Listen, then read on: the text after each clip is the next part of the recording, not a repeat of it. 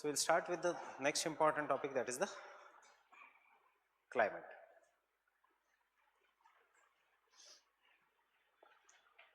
In the climate,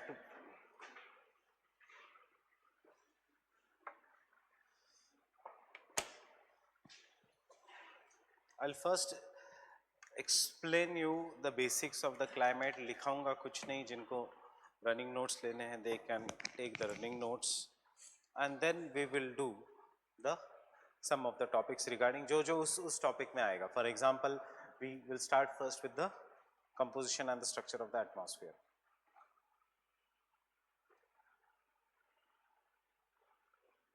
So when we look at the composition of the atmosphere, the composition of the atmosphere you already know is the gases. After that, water vapor and the particulate matter, that is particulate matter 2.5 या particulate matter या what are known as the atmospheric dust particles, we will call them as, which are suspended in the air. So because they are suspended in the air, they are known as aerosols. Fine. Now you already know there are gases are nitrogen is the most dominant gas, followed by oxygen, followed by CO2, followed by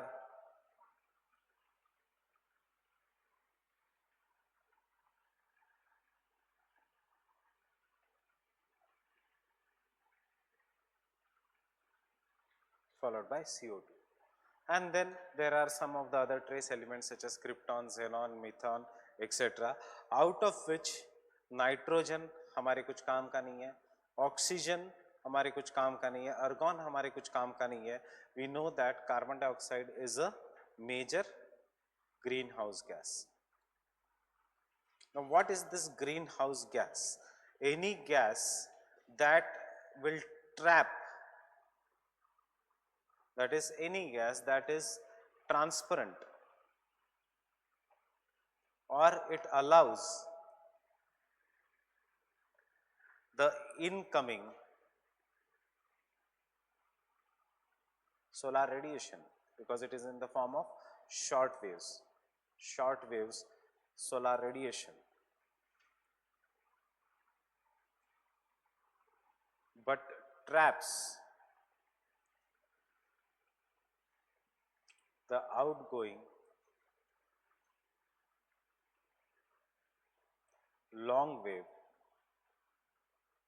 wavelength वाला, especially infrared. कौन सा? Especially infrared radiations is greenhouse gas. Fine. The importance of this greenhouse gas is, one, it makes planet Earth habitable. Why? Because it increases the temperatures on the Earth. It makes the Earth habitable. It increases the temperatures on the Earth, and therefore it is because of the carbon dioxide that as average temperature of the Earth is somewhere around 21 degrees Celsius. Had there been absence of the carbon dioxide, कहाँ पे काम आएगा ये सब चीज़ें? ये सब चीज़ें आपको आंसर राइटिंग में वैल्यू एडिशन होगी. ऑब्वियसली मुझे नहीं लगता कि ज्योग्राफी ऑप्शनल में अब वो आएंगे, right a short note on the composition and the structure of the atmosphere. They will not ask you this easy questions in optional. So absence of CO2 would have made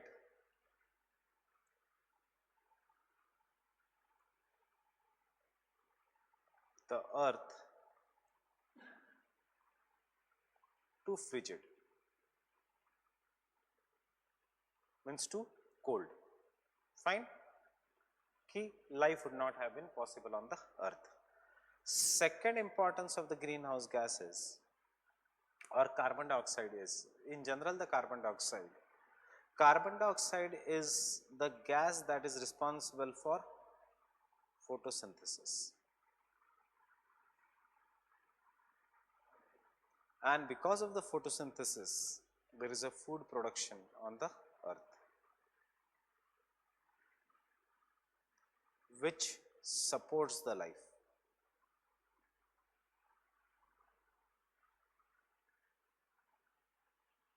We are dealing only with the carbon dioxide, right?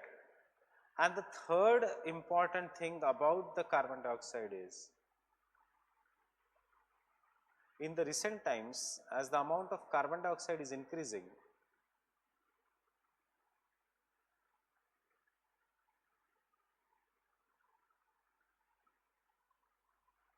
that is the anthropogenic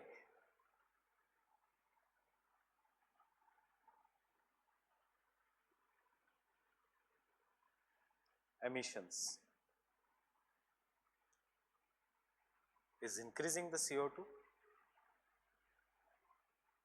which has now become 0.0425 percentage instead of original 0.03 percentage, and therefore we have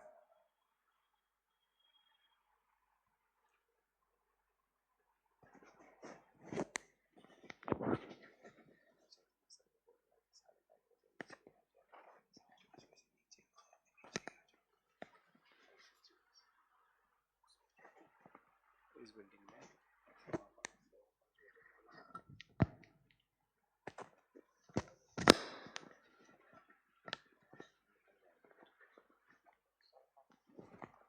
₹5.5 एकड़ बन गए तो बच्चे आ जाएंगे मेरे को, and therefore we have global warming. Fine, with the host of the factors and with the host of the interactions जो obviously हम अभी आगे जाके पढ़ेंगे. Getting it? Then the next gas that is present is ozone. कहाँ पे है? It is not naturally occurring in the troposphere, but it is naturally occurring in the lower stratosphere.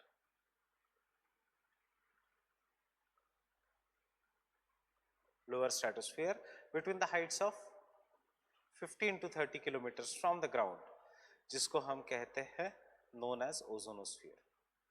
I guess everyone is comfortable with this. ये basic facts सबको पता है. Ozonosphere.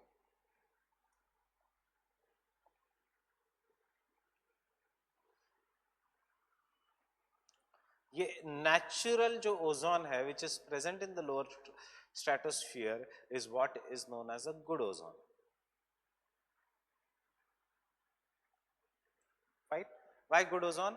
Because it blocks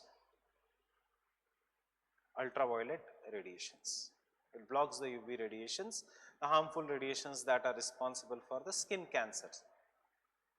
अब recently एक किसी तो cricketer ने कहा था he was suffering from the skin cancer.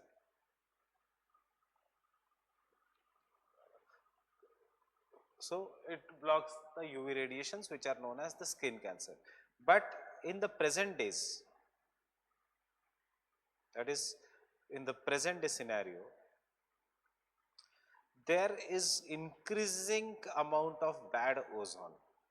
What is this bad ozone? Bad ozone is the ozone that is found in the tropospheric ozone. It is the ozone that is found in the troposphere. Why is this ozone? This ozone is associated with nitrogen pollution. Is nitrogen a pollutant?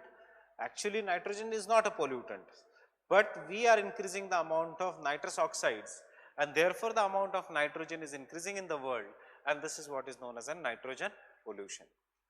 Now, what are the sources of this nitrogen pollution? The sources of this nitrogen pollution is nothing but release of different oxides of nitrogen, therefore NOx. And the sources of this nitrogen pollution are सबसे पहले vehicles. So vehicular emissions. Therefore, Gadkari says that in next 2 years, there is no need of odd even scheme, because he says that in next 2 years, that Delhi mein there will be no problem of the pollution left. Why? Because he is focusing too much on the BS6 engine norms. Getting it? But problem ये है जिनको पता है that BS6 is not going to reduce the nitrogen pollution, because BS6 will be mostly focusing on the sulfur pollutions. Gadkari, how does he say that he is going to make sure that there will be no pollution in Delhi by 2020? The same way they said that there will be no pollution in Ganga by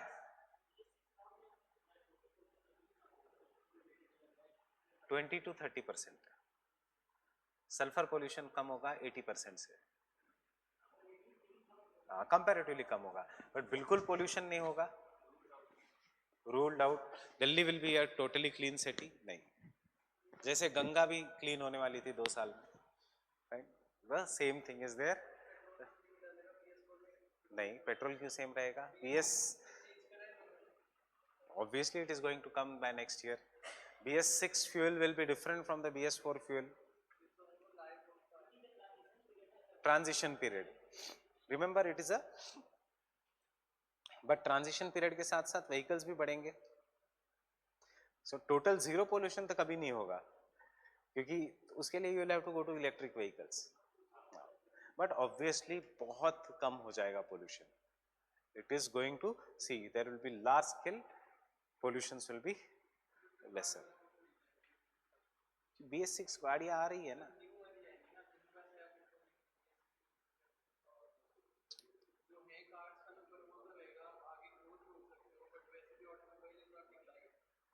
automobile decline is a temporary phase, it is not going to. Diwali आने दो, कुछ decline नहीं दिखेगा Indians को, कोई recession नहीं होगा. Yesterday I was listening to one NDTV का प्रोग्राम कि मार्केट्स में ये बुरी हाल है, ये है, वो है. दिवाली आने के बाद सब कुछ सही हो जाएगा. कितना कंज्यूम भी करेंगे लोग, रिसेशन तो होगा जब एक्सेस कंज्यूमरिज्म होगा. एंड सी जो सिटीज है, जो दिल्ली जैसी सिटीज है, majority of the population here will not keep the vehicles for more than 2-3 years. वो कहीं बाहर चली जाएगी, एटलीस्ट कोई नई गाड़ियाँ आएंगी, जितना नया वर्कफोर्स आएगा नई गाड़ियाँ आएंगी. जो पुराने इंजन्स थे उनको, उनके अंदर BS6 फ्यूल जाएगा, BS4 इंजन्स में BS6 फ्यूल जाएगा, तो ऑब्वियसली इफ जीरो नहीं तो एटलीस्ट 20% 30% थोड़ा तो पोल्यूशन कम होगा. It is not, you cannot be so pessimistic. Logic क्या चाहिए उसमें?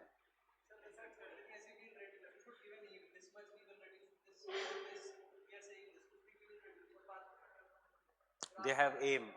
They have aim that is known as National Clean Air Program. What is the aim? 20. So you don't know the aim. Government has a aim. National Clean Air Program says that we are going to reduce the particulate matter 2.5 by 30 to 40% by 2023 compared to 2017 as a base level. Aim hai. We have aim that BS6 engines are going to reduce the pollution, sulfur oxide pollution by 80%, nitrous oxide pollution by 30%. We have aim that is green crackers. We have aim that is the energy efficient buildings. We have aim Griha index. सब कुछ एक साथ नहीं हो सकता in the governance. That is the difference. That is why बाद में जाऊंगा कि कभी भी साइंटिस्ट नहीं आने चाहिए, bureaucrats have to be there. Governor of a RBI as a bureaucrat मुझे ज्यादा विश्वास है rather than as a scientist. Fine, zero या माइनस, अरे सब कुछ चलाना होता है देश में, ऐसे नहीं there can not be rules like China. Fine, so because scientist क्या कहेगा, इधर 0 और 100, but real life is always in between. So why IAS is the head of any department? Why not scientist? बर्बाद कर देंगे scientist. Except for ISRO, obviously because IAS को कुछ समझ में नहीं आएगा.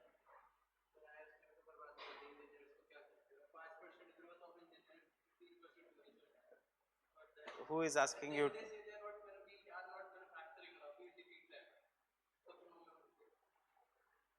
Engineers की भरमार है. There is a flood of engineers. Coming back to the vehicular emissions, coming back to the nitrous, this thing.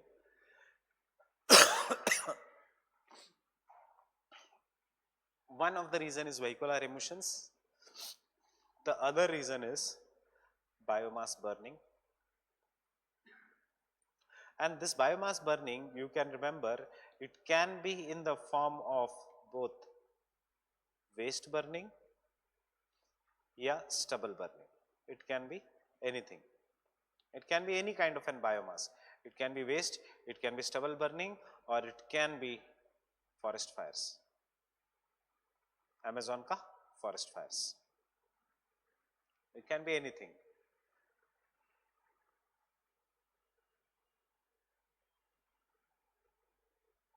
Fine. The third reason for the nitrogen pollution is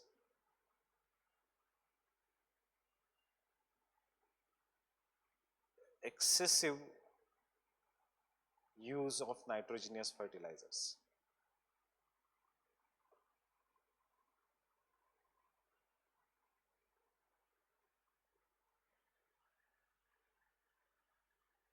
Getting it? Excessive use of nitrogenous fertilizers.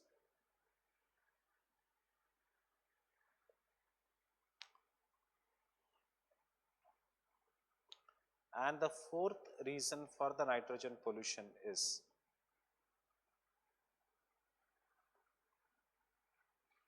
animal husbandry industry.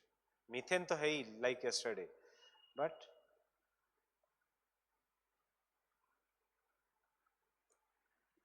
why? Because animal waste is nothing but nitrogenous waste. So animal jitna cattle rearing industry badhega, utna more oxides of nitrogen. Why I am saying this is the nitrogen pollution? Because any of this ka outcome will be excess nitrous oxides in the atmosphere. And this nitrous oxides in the atmosphere which are given, they are always converted in the presence of sunlight to ozone. And this results into the formation of tropospheric ozone or bad ozone. Ozone is a very good gas, but in the upper atmosphere. Ozone is an equally bad gas in the lower atmosphere. Q आगे का topics, fine? But understood?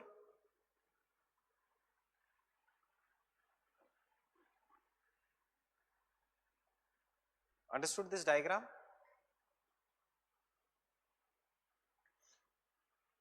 But kisme? Only in the presence of sunlight. So nitrogen pollution is jitna stronger is the sunlight, utna stronger is the nitrogen pollution. So can I say nitrogen pollution is particularly severe in the tropical countries like India rather than in the colder regions of the world? Getting it? अब इसको हम photochemical smog वो सब कहेंगे, वो आगे जाके आएगा, अभी नहीं.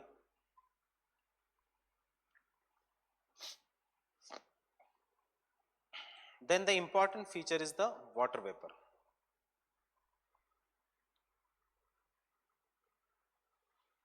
And this water vapor will play a role in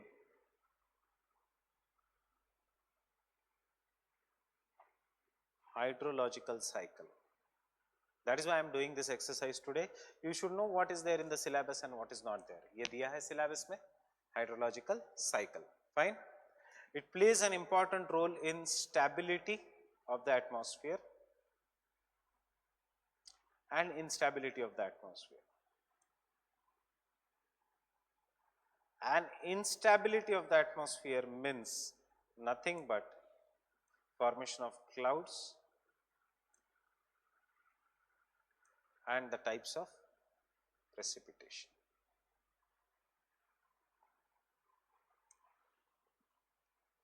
Stability मतलब generally dry condition. बस इतना आज के लेक्चर से you can take out कि stability मतलब generally dry conditions, and ये बहुत सारे reasons के कारण form होगा. One of the outcome is fogs of the stability. Fogs will be formed. Air ऊपर जा रही है, नीचे आ रही है, इसको हम कहेंगे instable. Air ना ऊपर जा रही है ना नीचे आ रही है, उसको हम कहेंगे stable. So this is what is the stability and the instability of the atmosphere. If you have any doubt, you can stop and ask me. Fine.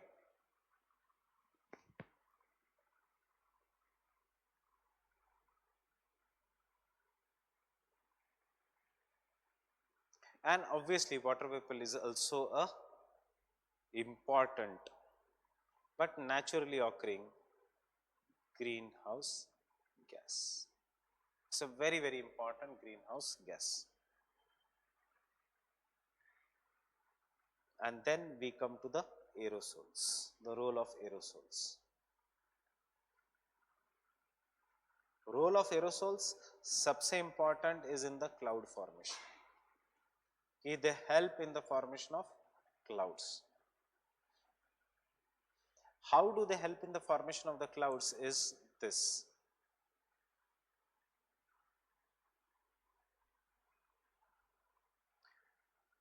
The topic we are doing here right now will require generally around 2 to 3 classes in GS. इसलिए कोई doubt है तो मुझे पूछ लेना. Fine. There are numerous aerosols in the atmosphere.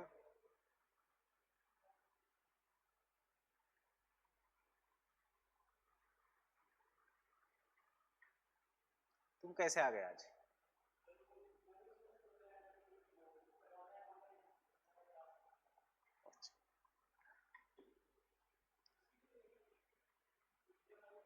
खत्म हो गया oceanography. This is, we have started with climate.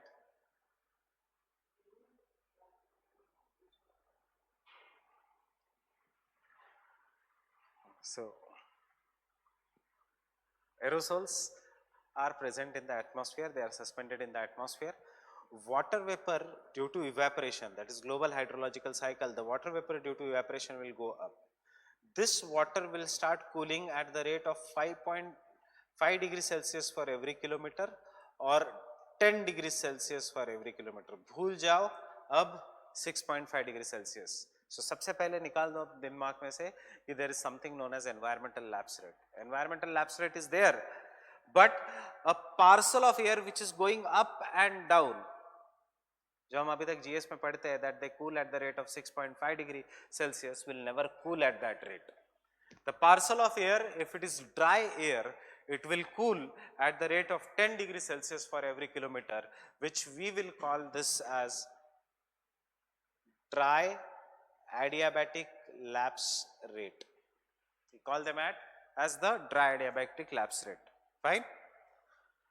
Or if the air is moist, या बन जाती है moist after going upwards, it will cool at the rate which is known as wet adiabatic lapse rate.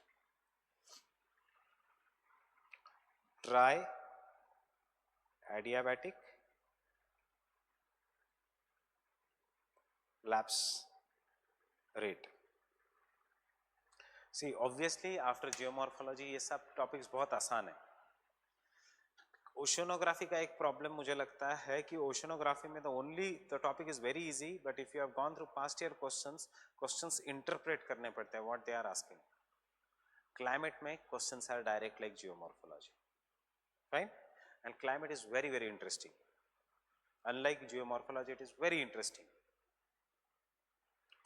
Oceanography is interesting, but उसमें बहुत सारे आपको insights मिलते हैं. हाँ, ऐसे भी होता है, वैसे भी होता है. यहाँ पे you know that these are the practical experiences.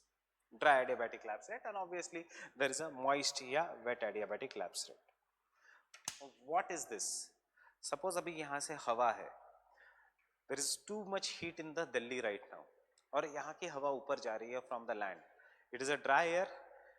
It will cool at the rate of 10 degrees Celsius for every kilometer. Fine? ऊपर जाके उसने cloud forms किए.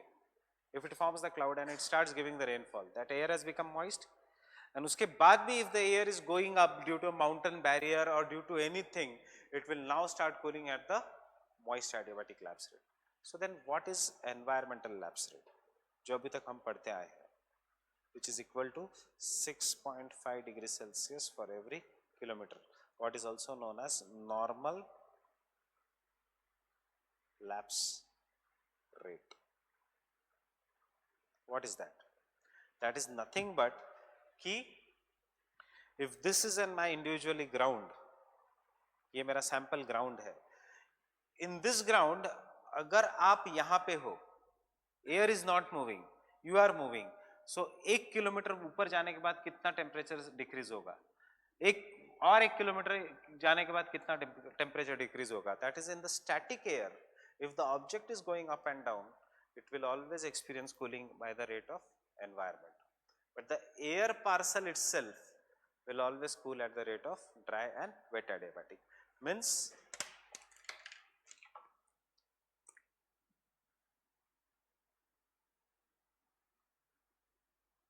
if यहाँ की air is static, means it is stable air, and यहाँ पे temperature is 30 degrees Celsius, you are here, by some mechanism if you come here, यहाँ पे the temperature will be 23.5 degree Celsius. That is what is the environmental lapse rate.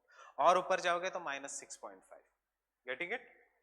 But if you are constant, और आप अभी आपको भूल जाओ, यहाँ की हवा है, and this air will start rising upwards by Ekman's spiral. वो cool करेगी either by the dry adiabatic lapse rate or by moist adiabatic lapse rate या wet adiabatic lapse rate, whatever it is written. And the relationship between the dry adiabatic lapse rate and the moist adiabatic lapse rate determines the stability and the instability of the atmosphere. And this is the second part of our syllabus, stability and instability of the atmosphere. That is, we are expected to know this dry and the moist adiabatic lapse rate. Understanding the difference between environmental and the dry moist adiabatic lapse rate? नहीं. Suppose you are in the rocket and आप ऊपर चली गई, हवा वैसे ही है, हवा नहीं ऊपर जा रही है, so the temperature is going to decrease by 6.5 degrees Celsius per kilometer. Fine. But the air, if it is going upwards and downwards, उसका temperature decreases by dry and moist adiabatic lapse. देखो, you will understand with this example.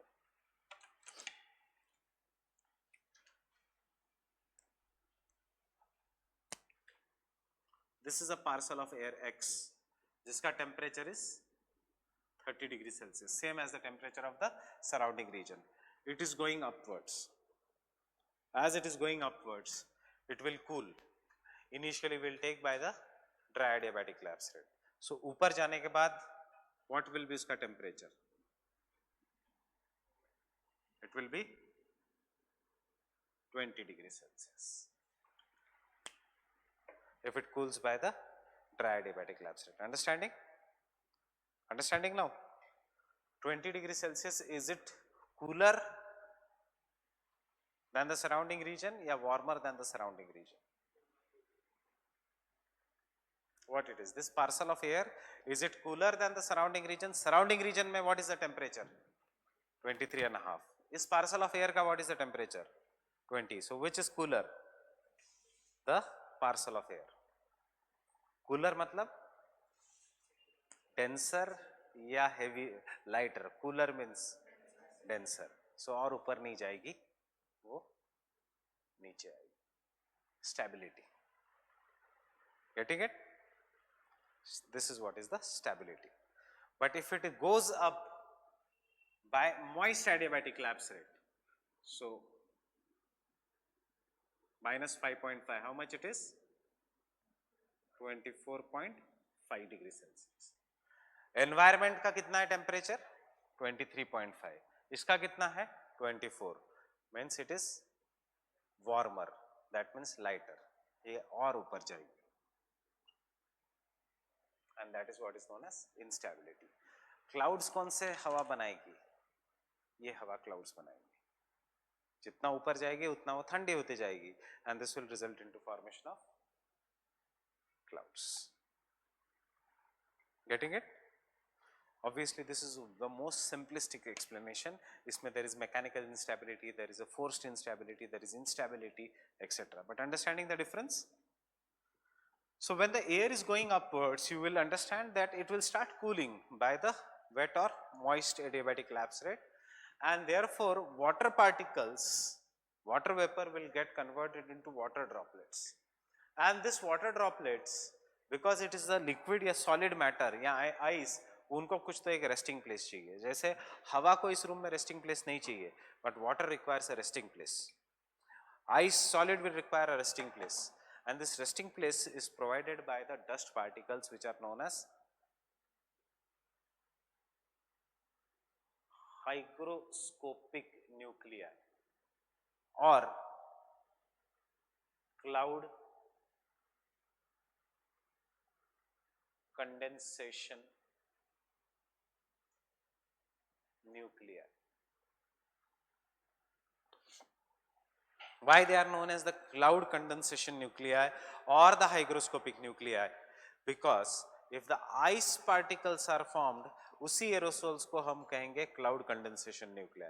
If the water particles are formed, उसी aerosols को हम कहेंगे hygroscopic nuclei. Hygro means water. Fine. So they will help in the formation of small cloud droplets.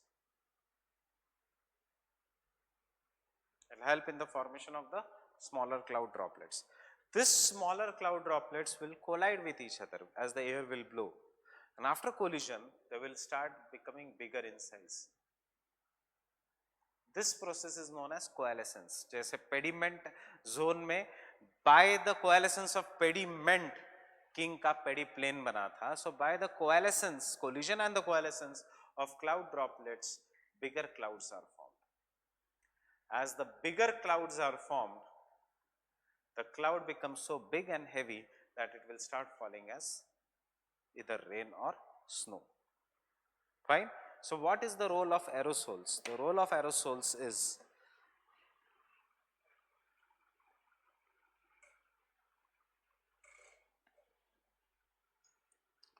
first, they act as cloud condensation nuclei or hygroscopic nuclei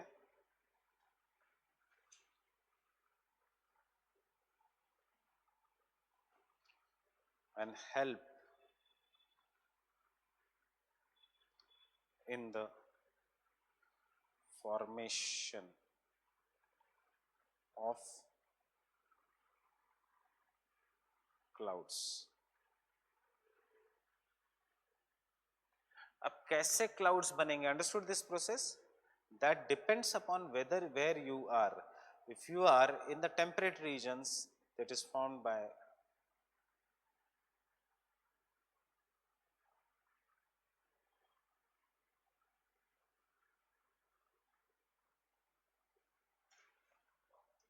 Bergen-Bergon process. मतलब एक theory है, theory of cloud formation. Fine? Collision coalescence theory. And if you are in the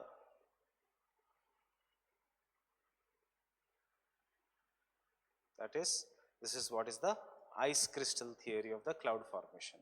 And if you are in the other subtropical region, there is a normal theory of the cloud formation.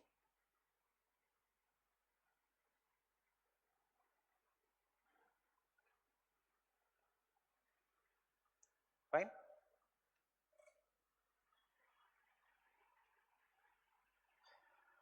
So यहाँ पे दो theories आ जाएंगी in the process of cloud formation.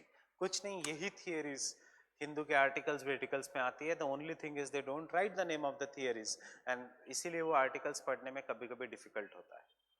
But once you understand these theories, you will understand what that article is trying to say. कब आता है ये article? ये article तब आता है जब when you read that increasing pollution due to aerosols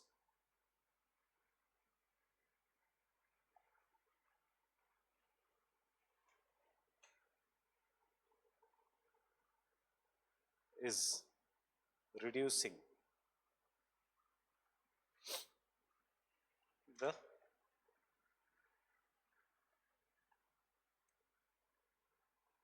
process of cloud formation.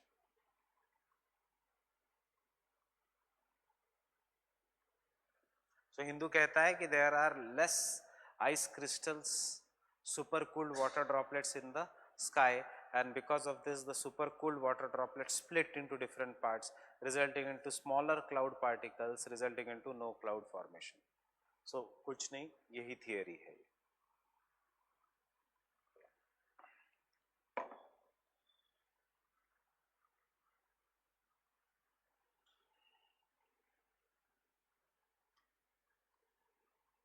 Now इस theory का एकदम simple words is, so aerosol pollution results into decrease in the cloud formation. ये see in the normal cases water particle will rest along the aerosols and they will collide and they will result into formation of bigger clouds. जितना बड़ा clouds उतना हवा उसका वजन नहीं उठा सकती, air can no longer hold them in suspension, they will start falling down as rain. Now imagine if the amount of aerosols increase in the atmosphere. In this case it will have two impact. सबसे पहले it will reduce the evaporation. Why? Because now it will block the sunlight. And secondly, even if the evaporation is occurring, the water droplet which used to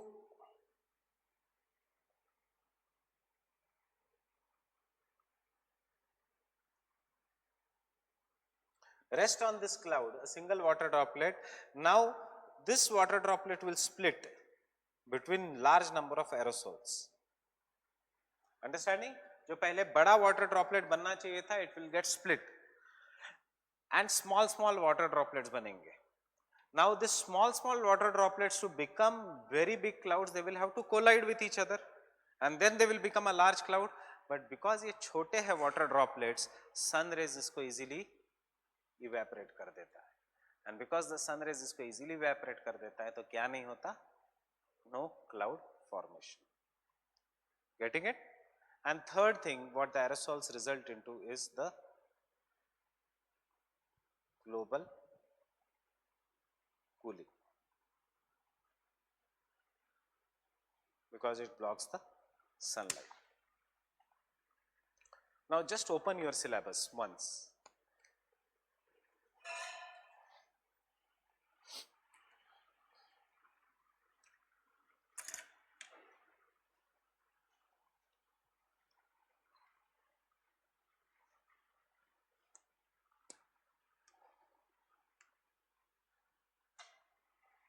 What we have studied right now is nowhere mentioned in our syllabus directly. That is, unlike GS, कहीं पे भी mention नहीं structure and the composition of the atmosphere. Directly हमारा शुरू होता है syllabus temperature and pressure belts of the world से. Second है heat budget of the earth से, a mathematical equation just like heat budget of the oceans.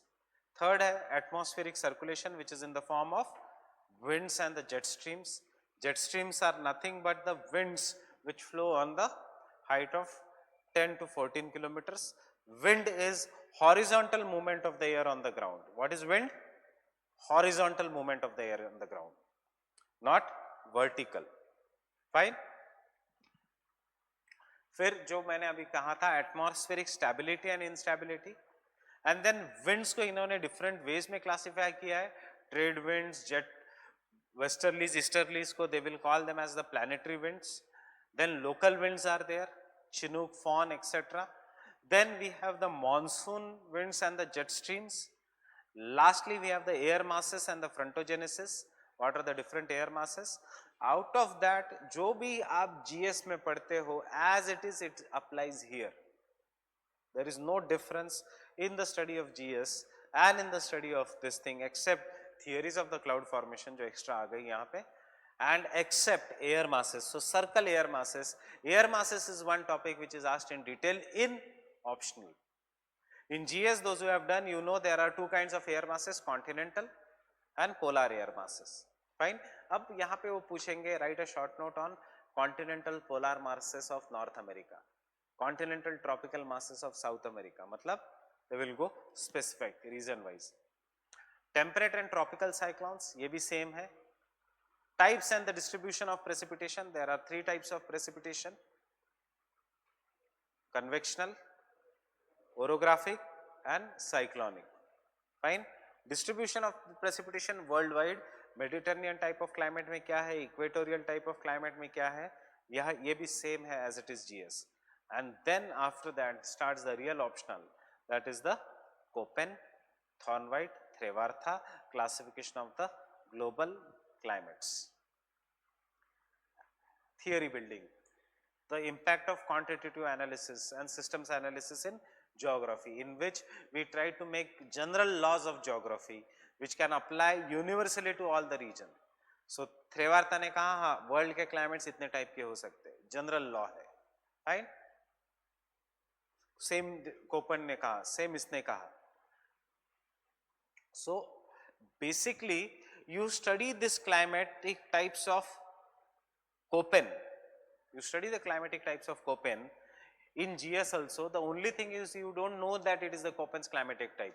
Those who have studied the last 10 chapters of GC Leong, equatorial type of climate till the tundra type of climate, क्या है ये? Köppen का ही classification है. The only thing is they have not written the word Köppen in it. Getting it? जो last 10 chapters है GC Leong के वो Koppen ही है. ऑब्वियसली थॉर्नवाइट कोई नहीं पढ़ता because Thornthwaite is the brother of tank, मतलब not the real brother but theory building में is the brother of tank. Exactly right. But जब Koppen and Trewartha will say that there are maximum 15 types of climate, Thornwright says no, 148 type of climate are there. Getting it? Reality. इतने ज्यादा climatic type की world map में नहीं बन सकता उसका. And geography without world map is useless. Fine. So Koppen का है सिर्फ थेरोटिकल इंटरेस्ट, थॉर्नवाइट का है सिर्फ theoretical interest. Hydrological cycle and then उसके बाद फिर से general topics, global climate change and the role of the response of the man in the climate change and applied climatology and urban climate. But यहाँ पे just like geomorphology and unlike oceanography एक एक word को उठाना पड़ेगा and you will have to understand. Temperature दिया है, I am just telling you how the questions are asked and come to the questions of the climatology. सिर्फ temperature दिया है, बाकी कुछ नहीं दिया है.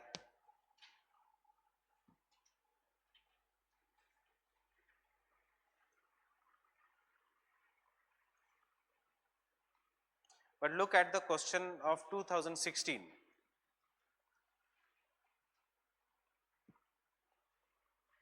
Differentiate between insolation and temperature and explain anomalous temperature या anomalous temperature. So nowhere in the syllabus insolation is given, but you study that in GS. Obviously we are going to study here because ये इतना आसान question हाथ से नहीं जाना चाहिए because you don't have words. Is anomalous temperature या anomalous temperature is obviously it is very, you already know is anomalous temperature.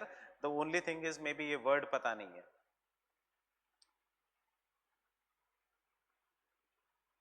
Europe, UK, fine. Africa, it is located at some latitudes. Maybe can I say the latitude is between 55 degree north to 60 degree north, right? यहाँ पे summer का temperature can I say should be 18 degree Celsius and winter का temperature should be less than 0 degree Celsius. But in the north west Europe, that is ये जो जितना भी shaded part है which includes UK etcetera, summer temperature is somewhere around 21 degree Celsius.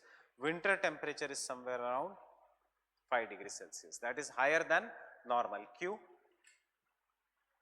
हमने किया है ये due to the warming effect of the ocean currents.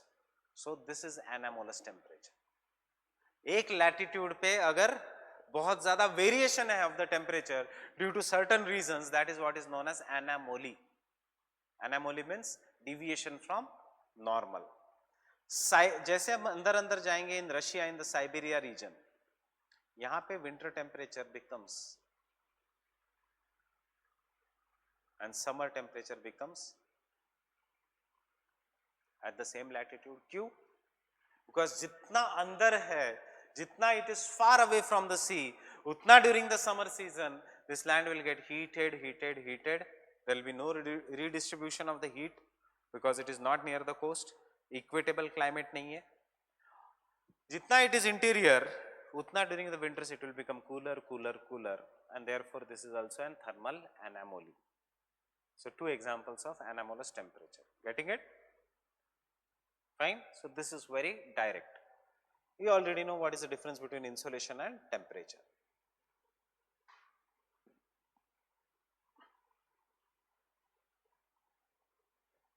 And मुझे लगता है बेसिक आइडिया ऑफ साइक्लॉन्स विक्लॉन्स तो पता ही है आपको, right? So with this background, any doubt till now? Aerosols, We are going to start with the first topic.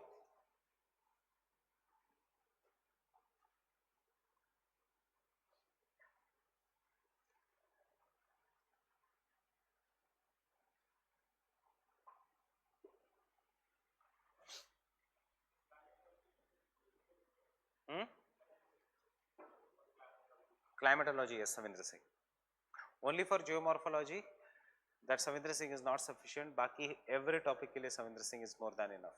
Physical geography. If you want to buy some special book on climatology, there is.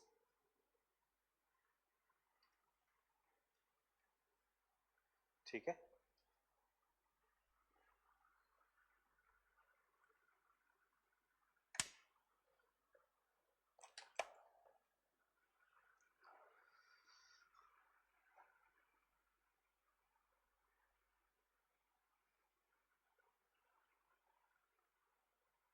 So tell me, what is the difference between weather and climate?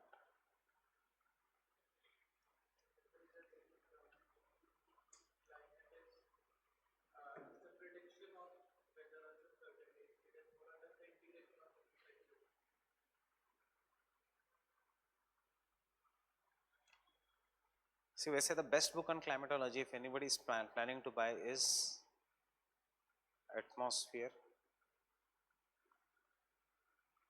an introduction by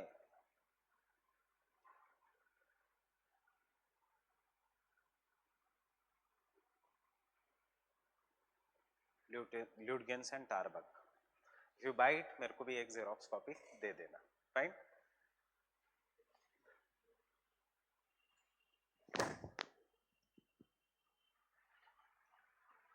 Tarbuck and Ludgens. So we will download it and share it with you. ऐसा कोई ज़रूरत नहीं. You see, foreign books की कोई ज़रूरत नहीं है. Unless एक हाथ topic है जो कल के जैसा था, which is a very generalized topic, because our syllabus is designed as per Indian universities. So हमारे लिए Savindra Singh is more than enough. DS Lal if you want it for reference. वैसे कोई ज़रूरत नहीं पड़ती. खरीदना है तो extra book खरीदो, Rupa made simple.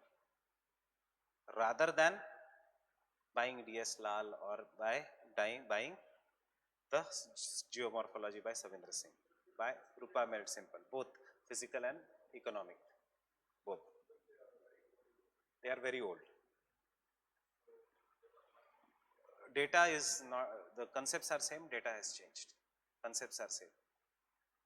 Only in the economic geography. Why I am saying Rupa made simple? Because Rupa made simple, you should just read it the year you are writing the exam. मतलब एक बार पूरे की पूरी geography पढ़ ली, सारे test series दे दिए, उसके बाद लास्ट मोमेंट पे रूपा मेड सिंपल पढ़ो. रूपा मेड सिंपल के बाद आपकी लैंग्वेज खुद ब खुद सुधर जाएगी. You will write it in a much better language, and that book will make the difference between 270 to 300. वो बुक आपको 270 देगा नहीं. 270 तक आपको मेहनत करनी है. वो बुक है सिर्फ वैल्यू एडिशन के लिए. Difference between coral coast and the low energy coast कहीं नहीं दिया है, सिर्फ वहीं से है. सूडो वॉल्केनिक फीचर कहीं नहीं दिया है, सिर्फ वहीं से है. एक हाथ question. Fine. And the language they have written. The authors, that book has not been reprinted since, see, not been changed since 1980, but still it is a very good book. और अभी भी आप कुछ समझ में नहीं आएगा वो book till the time you don't have mastered the subject. It is nothing but Rupa made simple is basically the difference between Lakshmikant and D.D. Basu. Constitution दोनों में ही है, but still D.D. Basu is the classic. Getting it? No need of buying any of that book.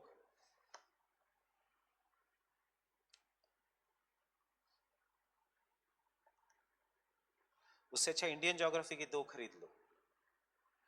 Khullar जो सब recommend करते हैं, my favourite is RC Tiwari. RC Tiwari का easy language का change, मतलब तिवारी को किसी ने अगर इजी लैंग्वेज में लिखा है, मतलब माजिद हुसैन सर की book. Fine. So Indian geography by Majid Hussain is nothing but a simplification of R.C. Tiwari. R.C. Tiwari is a very good book. And if you ever go to the Daryaganj ka old Delhi ka market, you will find the best book on Indian geography, that is Mamoria, Indian Economic Geography. But Indian Geography ke 2 book hone do, rather than buying DS Lal, Khullar, etc. means. And those who are saying कि sir आपने कहा था कि books की ज़रूरत नहीं है, ऐसा नहीं है. Notes are obviously more than enough, but you should have a book for reference. You should always have one book for reference. Fine. So basic difference between weather and climate is a daily phenomena which can be measured by different instruments. Climate is an integration of the weather minimum for 25 years. Minimum for 25 years. Understanding? Not कि some days का weather becomes a climate. So weather changes on the daily basis, but whenever the climate starts changing, it is an indication that either it is anthropogenic for a long term or either it is natural by Milankovitch cycles. Weather will always keep on changing. So weather may the summers can be warm than the previous summers, the winters can be cold than the previous summers. But अगर summer started becoming warmer from 1970s, तो फिर 2010 में आके ये कहेंगे कि the climate change has occurred. Fine. And even in the climate change में the average temperature of the earth will be increasing due to global warming. But this average temperature में अगर पहले summers is around 35 degrees Celsius, यहाँ पे summers can become 45 degrees Celsius. पहले if the winter का temperature is around 20 degrees Celsius, winter का temperature can become around 15 degrees Celsius. कितना हुआ? कितना हुआ? कहाँ पे हो रहा है global warming? Getting it?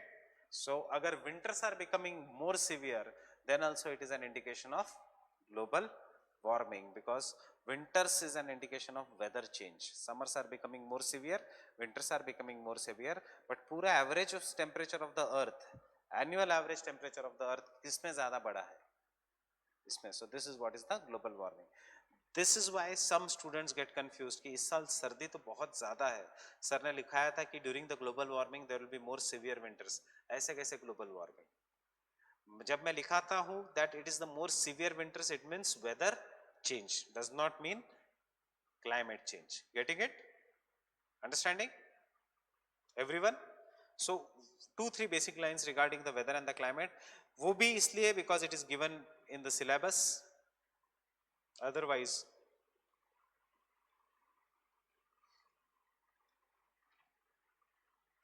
weather and the climate are the two scales of the measurement of the atmosphere. Are the two scales of the measurement of the atmosphere.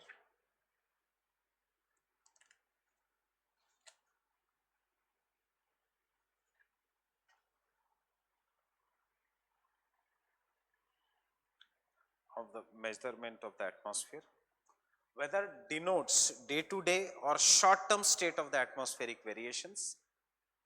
Weather denotes day-to-day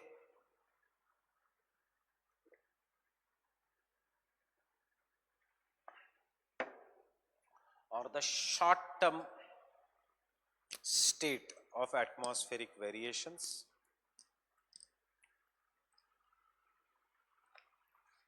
Short-term state of the atmospheric variations. And it is measured in the terms of temperature,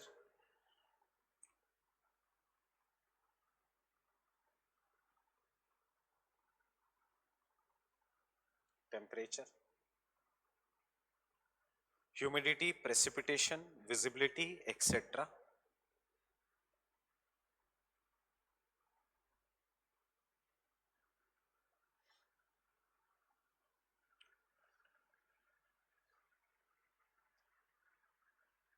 Visibility, humidity, winds, जो कुछ लिखना है लिखो, cloudiness, etc. ये सब किस में आएगा? Weather में. You cannot determine the cloudiness in climate. आप नहीं कह सकते कि whatever is your birth year उस समय कैसा cloudiness था versus 2019. You will determine it only on the basis of today and tomorrow. Getting it? Weather and weather forecast is more of a practical influence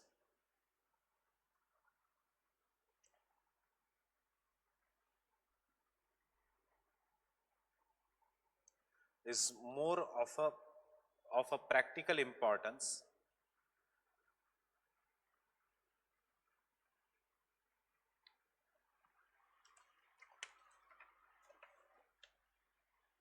why I am making you write is not जो जो हमने लिखा है अब तक यहाँ से important है and hence weather forecasting involves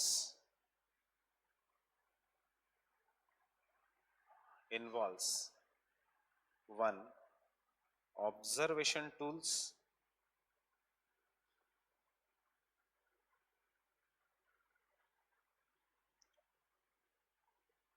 and analysis tools.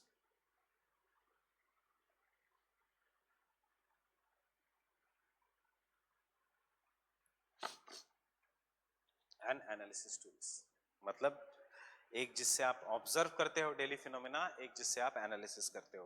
When you build up the analysis tool, integrate the analysis tools and ultimately come to conclusion for 25-30 years, उसको हम कहेंगे climate. Understanding? The observation tools include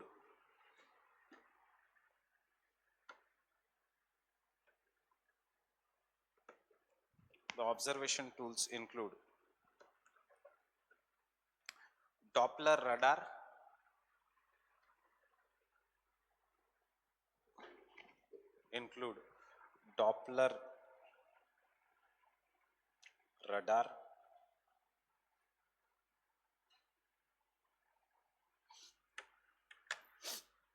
Doppler radar,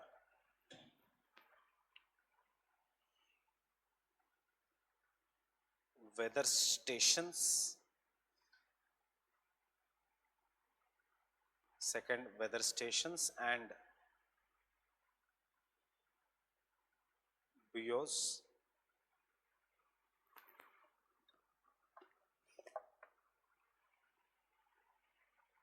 Third,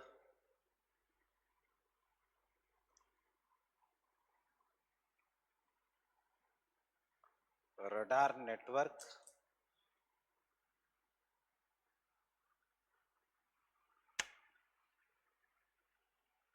Ships and airplanes,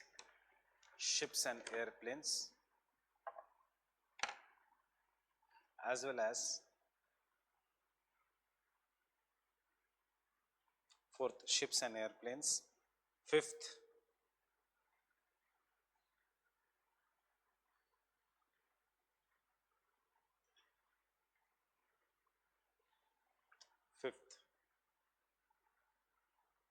drop zones,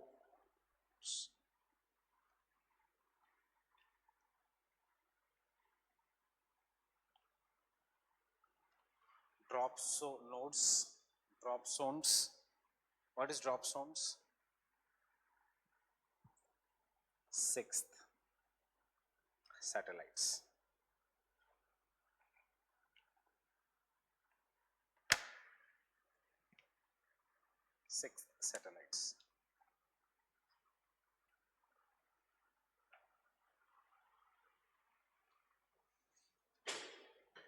You know what is weather stations?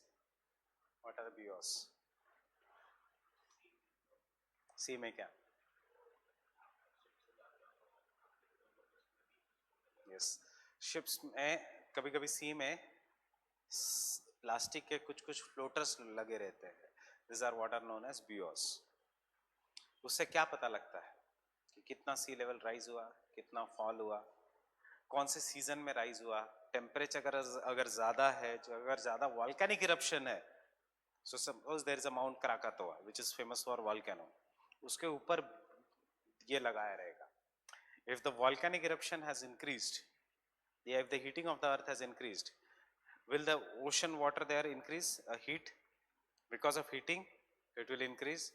फट से सबको बोलेंगे कि देखो mount Krakatoa has a chance of becoming active. Be ready for tsunami anytime if in case it happens. Understanding? Radar network very simple. कि radar network क्या है? Network of radars. What are radars?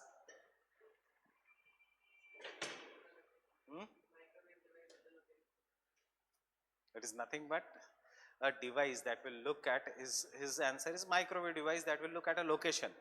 यहाँ पे it is a microwave device that will record the cloud formation, changes in the cloud formation, rainfall की intensity, heat budget of the earth, coming up of monsoon, going away of the monsoon, the position of the ITCZ. That is हमें ये सारे points use करने in the prediction of Indian monsoons. Fine. What is drop zones? There are many places जहाँ पे आप जा नहीं सकते. Maybe it is located in the interiors of the Himalayas, but वहाँ पे temperature क्या है? Or maybe it is located in the stratosphere. Maybe it is located in the mesosphere. How do we know वहाँ पे temperature कितना है? Balloon के साथ thermometer will be suspended. It will be connected by some method to the earth, and that balloon will go there. So वो balloon will go and drop in that region. उसमें camera fitted होगा या उसमें thermometer fitted होगा.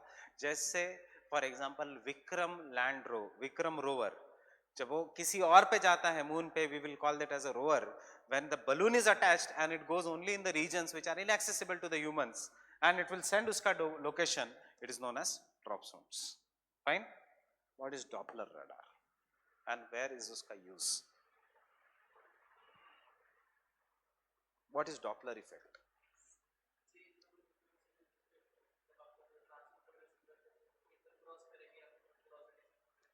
In simple words, Doppler will detect what? किसके? Light या sound का shift देखेगा. लाइट या साउंड का शिफ्ट कब होता है? जब cumulonimbus clouds बनते हैं, जब there is a heavy lightning and thunder. So if there is a heavy lightning and thunder, it will shift.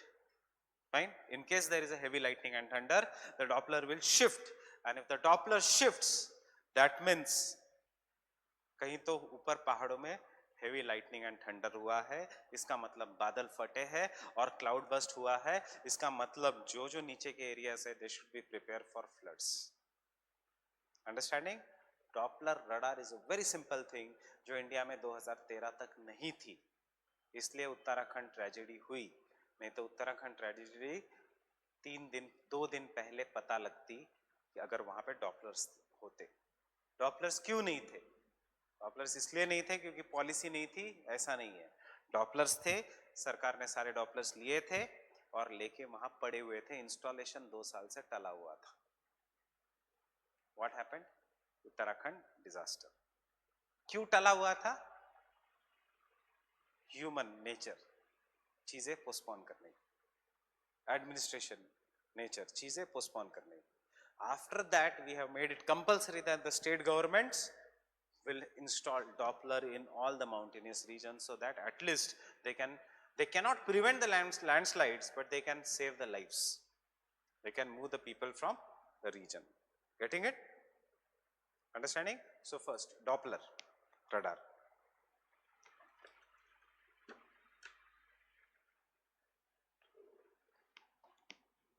Doppler radar is used to determine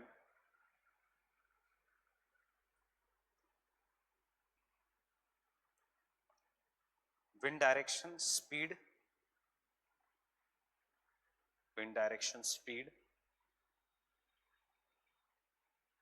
comma, thunderstorms,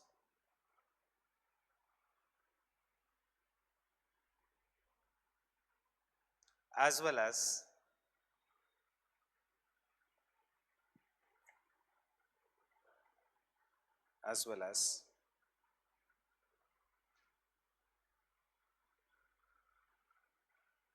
what did I write?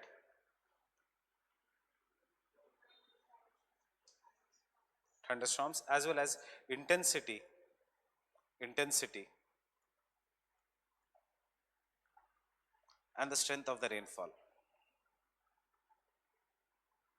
Intensity and the strength of the rainfall. Intensity and the strength of the rainfall.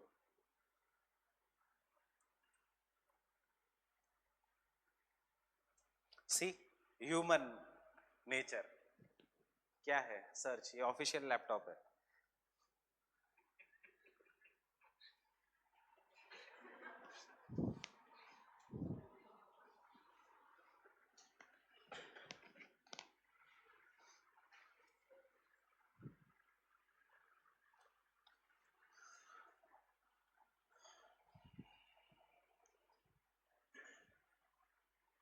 Next,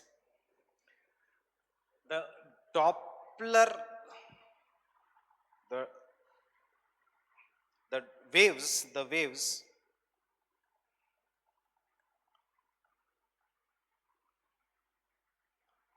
Doppler waves are reflected by something moving away.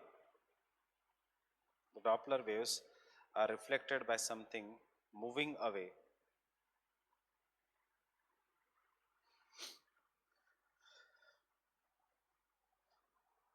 Or moving towards the antenna, moving away or moving towards the antenna.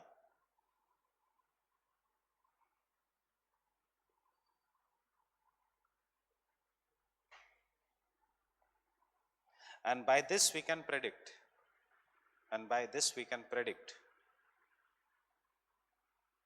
the landslides, sorry, we can predict the thunderstorms, cloudburst in the regions which are very far away from human habitations,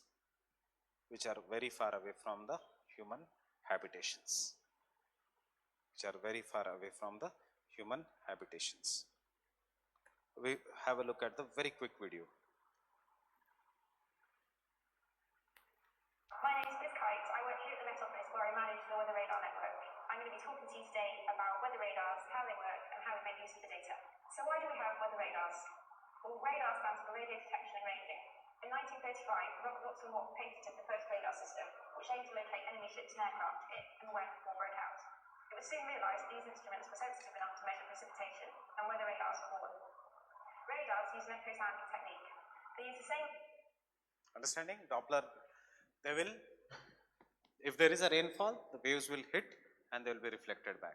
So इससे आपको पता लगता है इधर there is a heavy rainfall, snowfall. जितना ज़्यादा rainfall, snowfall is heavy, उतना fast the echoes will be. जितना light it is, उतना there will be gap and उतना कम इससे the echoes will be. Getting it? पहले they used to work only on the sound waves. Now they use the electromagnetic waves also. Antenna sends out a pulse of electromagnetic energy and receives the return signal. A narrow beam of energy is sent out and travels at the speed of light until it hits the target. The more reflective the target is, the greater the return echo. The distance between the target and the radar can be worked out from the time taken for the pulse to travel there and back. Water droplets and rain are really good targets because they're excellent at reflecting radar signals. The more intense the rainfall, the more water droplets are present and the stronger your return. Processing at each radar site, as well as here at the Met Office, works to convert the strength of these return signals into rain rates, which gives us the radar data and forecasts that we see every day. Different colours in radar data indicate the reflectivity of the rain. Reds indicate a strong return. This is what you see in Hindu या any newspaper on daily basis. They are nothing but the reflectivity. ज़्यादा reflectivity मतलब ज़्यादा clouds. Fine? कम reflectivity blue color मतलब कम clouds, come chances of rainfall. This is how it is used in the daily weather patterns. Lots of water droplets are present, which indicates heavy rainfall. Blues signify weaker return and much lighter rainfall. The Met Office weather radar network consists of 15 radars located throughout England, Wales, ये England का है. We are not concerned with this. Radar collects data out to 255 kilometers. Radar come in all shapes. Right? Now, why this is important is because 6 hours afterwards, the cloud burst, the Bhagirathi started flowing like a flood. 6 hours afterwards वो केदारनाथ के बाद बारिश हुई। अगर Doppler होता तो पता लगता कि जैसे जैसे क्लाउड्स नीचे की तरफ आ रहे हैं। हमारे पास डॉपलर नहीं था, इसलिए हमारी यात्रा चल रही थी। Getting it? So next point, Doppler radars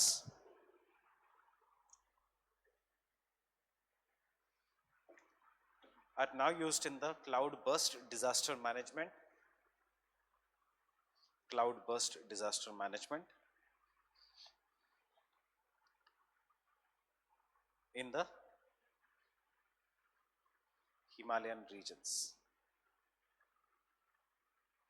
In the Himalayan regions. Because a radar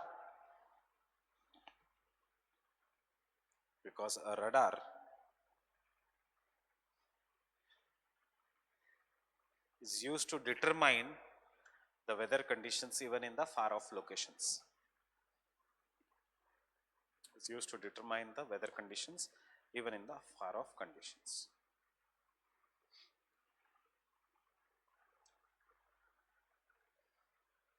Far off conditions.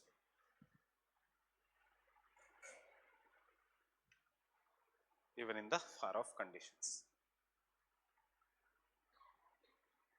Getting it? In the far off regions, not the conditions, in the far off regions. 255 kilometre को सबका radius होता है.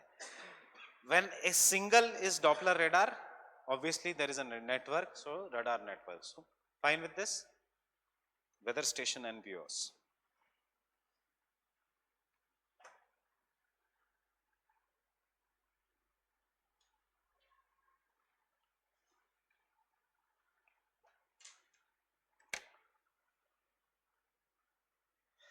This record the weather parameters at the fixed locations.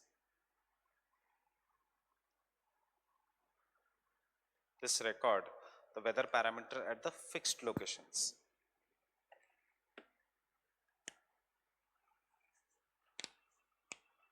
Buoys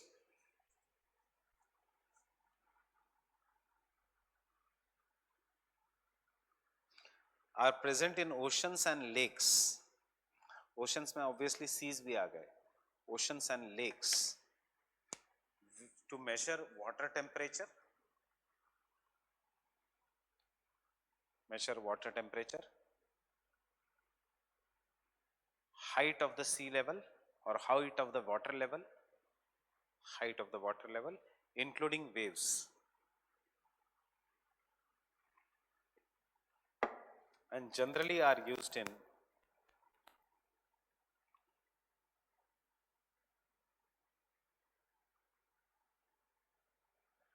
cyclone and tsunami disaster management. They are used in cyclone and tsunami disaster management.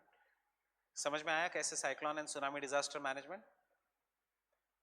They are used in cyclone and tsunami disaster management.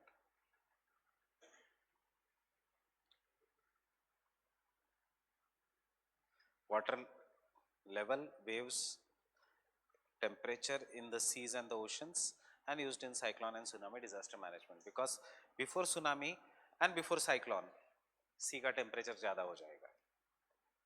Fine?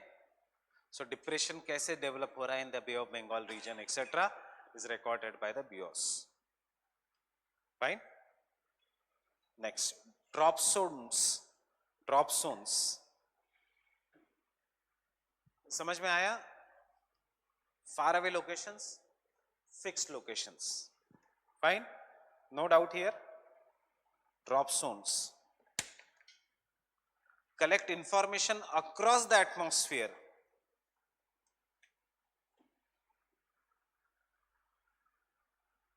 Across the atmosphere.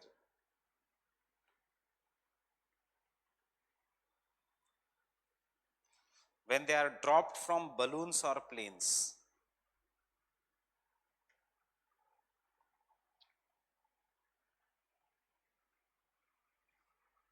When they are dropped from balloons or planes.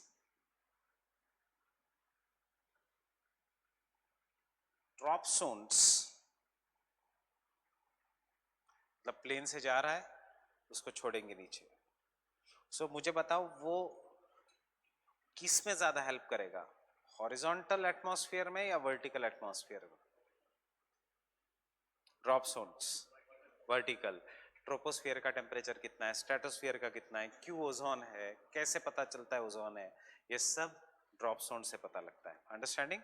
So they are used in vertical study of the atmosphere. Vertical study of the atmosphere.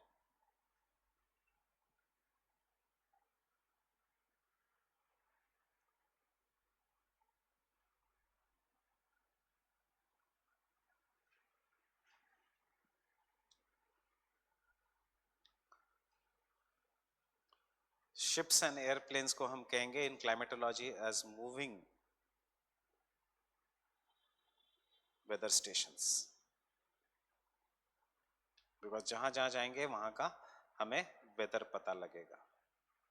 Nothing not much important for exam. Moving weather stations.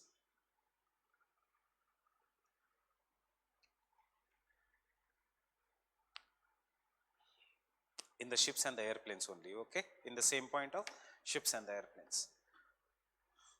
The mapping of the Indian Ocean, the mapping of the Indian Ocean,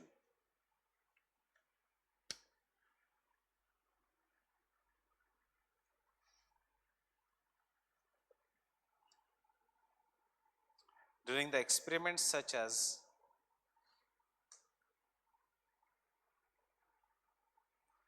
MONEX, such as MONEX, monsoon expedition, fine, MONEX has given us a understanding of, has given us the understanding of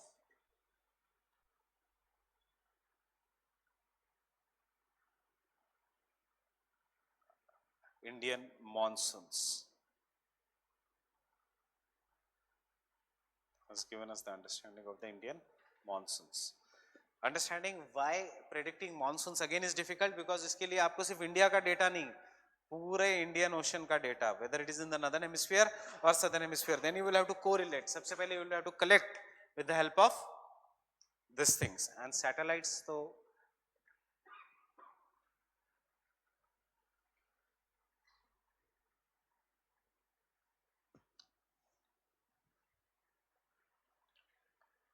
you already know what is the work of satellites, right from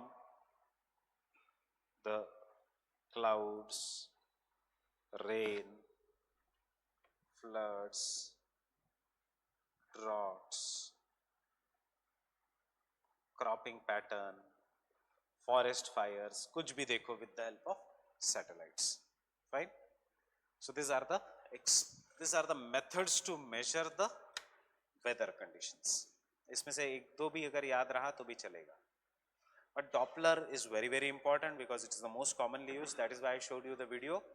दूसरा are buoys are very important, and तीसरा are the satellites. They have become very very important. अब कोई MONEX जैसा experiment करता नहीं है, but it is the MONEX experiment which discovered Indian Ocean dipole. जो मैं हमेशा कहता रहता हूँ Indian Ocean dipole, El Nino, that was all discovered by the MONEX expedition. Koteshwaram. The name of a scientist is Koteshwaram.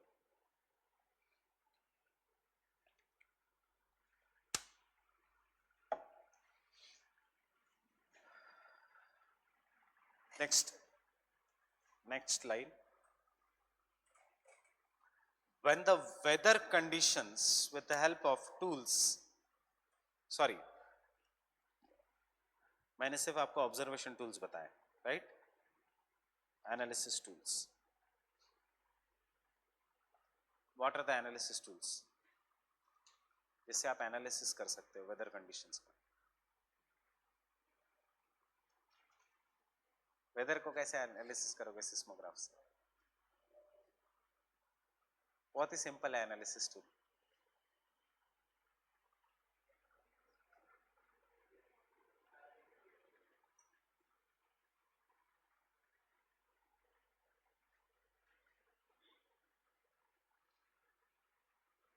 एक example ले रहा हूं, changing pattern of rainfall in last 20 years. So what is the analysis tool? Map. Fine. Analysis tools is first is maps.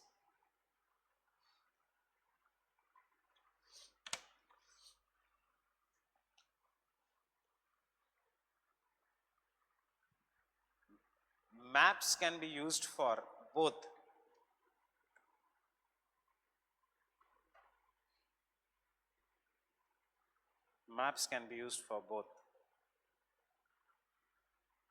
systematic study of weather patterns as well as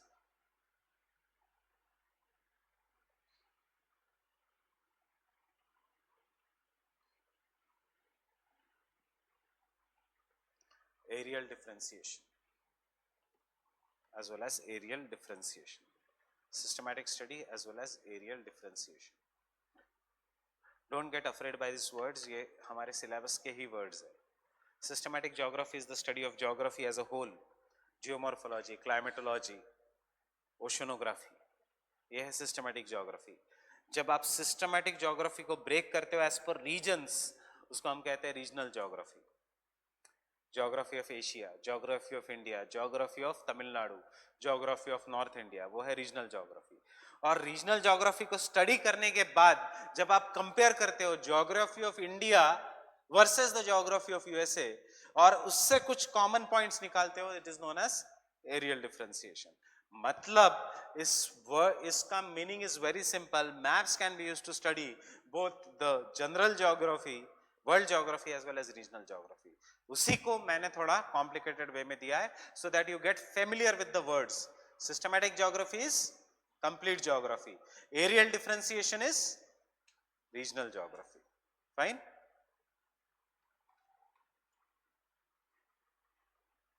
From systematic study as well as aerial differentiation in both temporal and spatial pattern,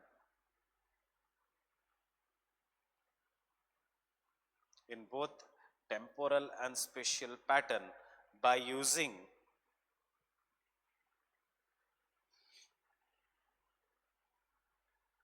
isobars, isotherms,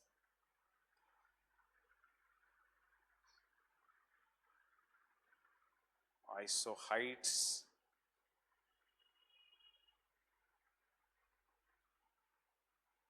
isotachs,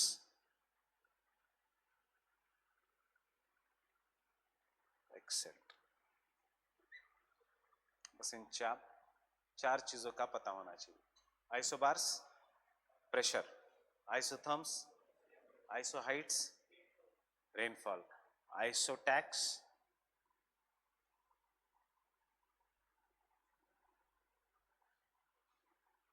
wind speed.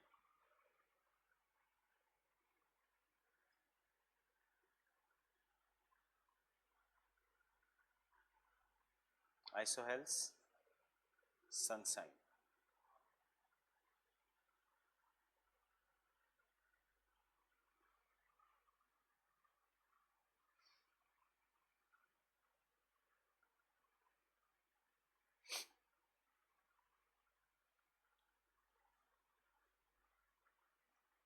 And second analysis tool is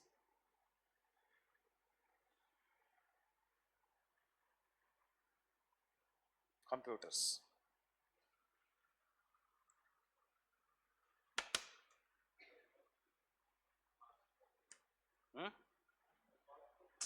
record के through, yes. और इसी से हमें climate, मतलब हम धीरे धीरे climate की तरफ शिफ्ट हो रहे हैं. Computers with the coming up of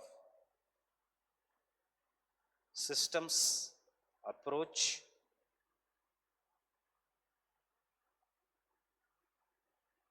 and quantitative revolution and quantitative revolution. Quantitative मतलब क्वांटिटी, मतलब डेटा, उसको कैसे यूज किया गया, रिवोल्यूशन कैसे यूज किया गया, computers. Fine, quantitative revolution is not possible without computers. नहीं तो डेटा आपके कुछ काम का नहीं, इतना ज्यादा डेटा अब उसको एनालिसिस करोगे, मैथमेटिकल मॉडलिंग करोगे, who can do it, human brain? No, it is done by computers. Fine, उसी को हम कहते हैं क्वांटिटेटिव रिवोल्यूशन या systems analysis. With the coming up of systems approach और and quantitative revolution in geography, the role of computers increased.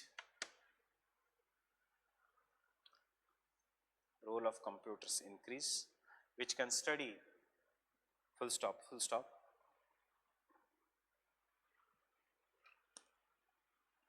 These computers can study both the weather as well as climate of an regions,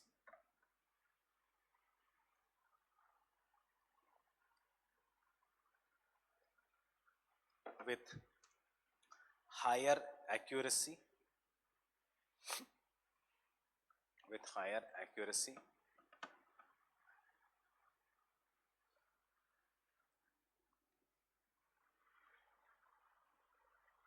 Next point, when the statistical weather information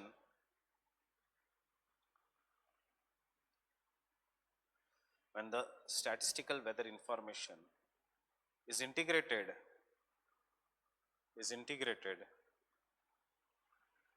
for a particular time interval, usually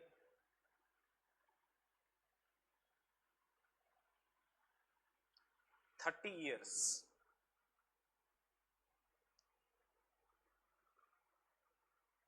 it is known as climate.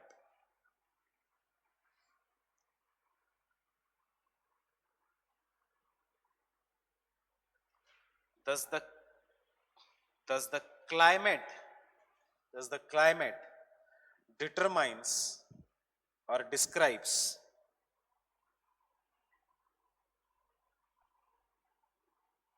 average weather pattern?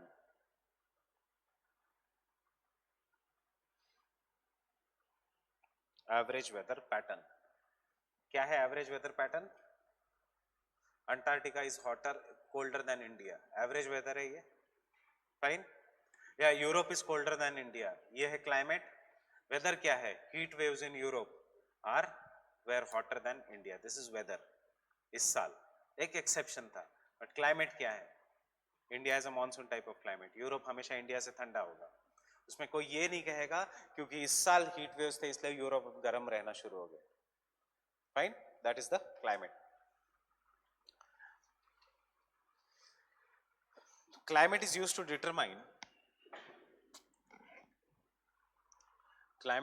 determine large scale weather patterns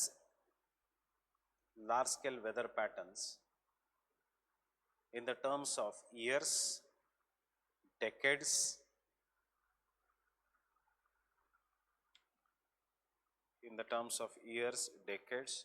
or also geological ages.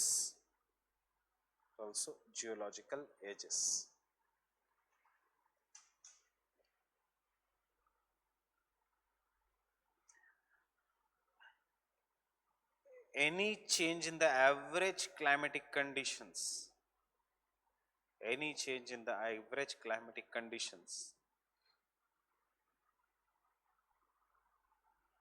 after analyzing weather patterns,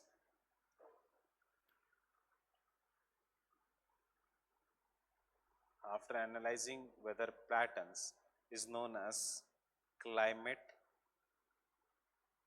change.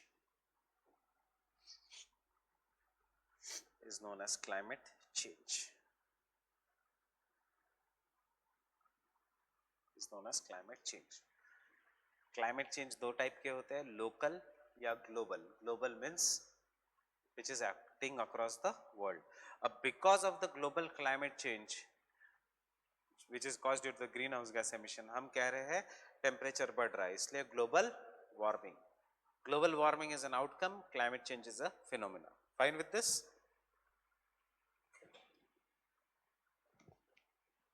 Getting it? Question: differentiate between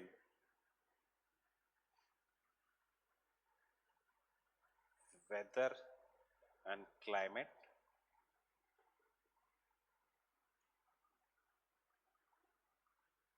What are the tools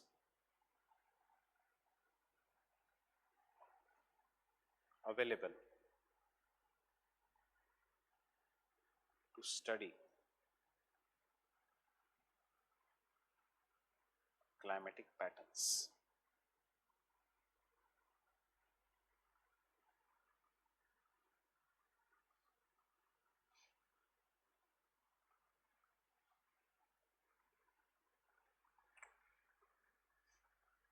The tools which are available for weather patterns are also the tools for the climate patterns. The only thing is data को जब हम इकट्ठा करेंगे they are the climate patterns.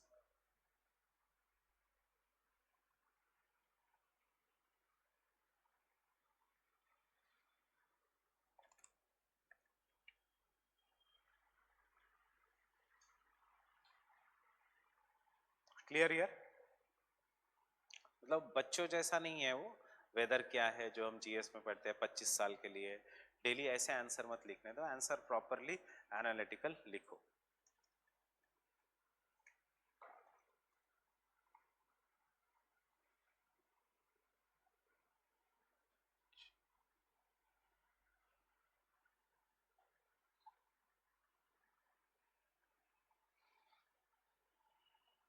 We are going to study 4 topics in this: insolation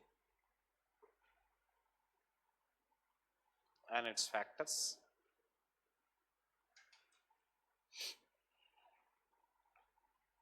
temperature and its factors,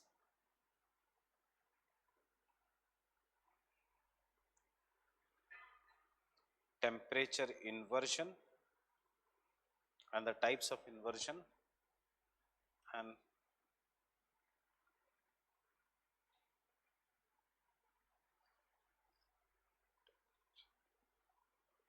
modest temperature.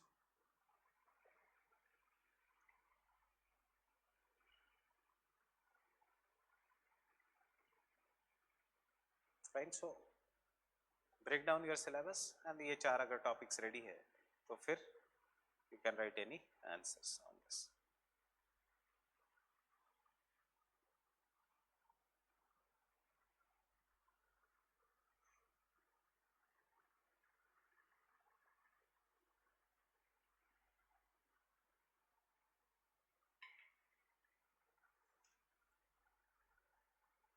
Can I continue? Coming to insolation. What is insolation? Again, don't write anything till the time I ask you. You are free to take the notes. What is insolation? Insolation is nothing but incoming solar radiation. Kitna amount of sunlight comes from the earth is what is known as an insolation. This incoming solar radiation, if you know the law which is known as Planck's law. What is the Planck's law says? Abhi exam mein mat likho Planck's law. The Planck's law says that any kind of an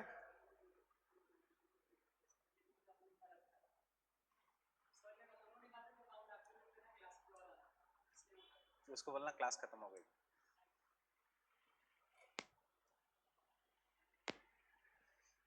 Manu को नहीं करना होगा काम, बोल दिया class के बाद आ जाए.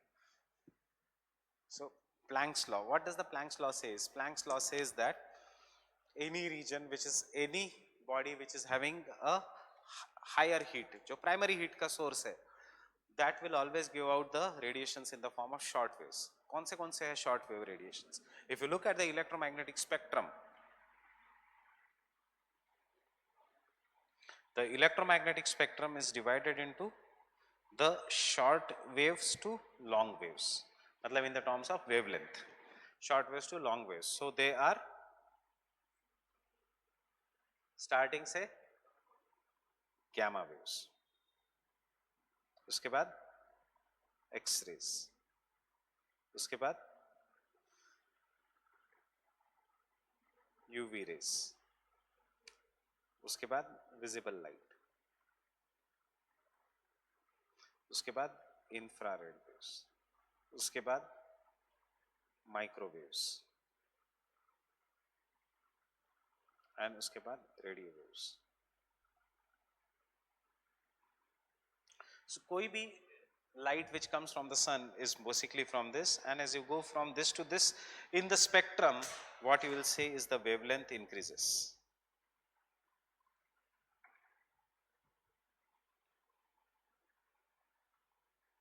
Right? So gamma are having the smallest wavelength, उसके बाद X rays, उसके बाद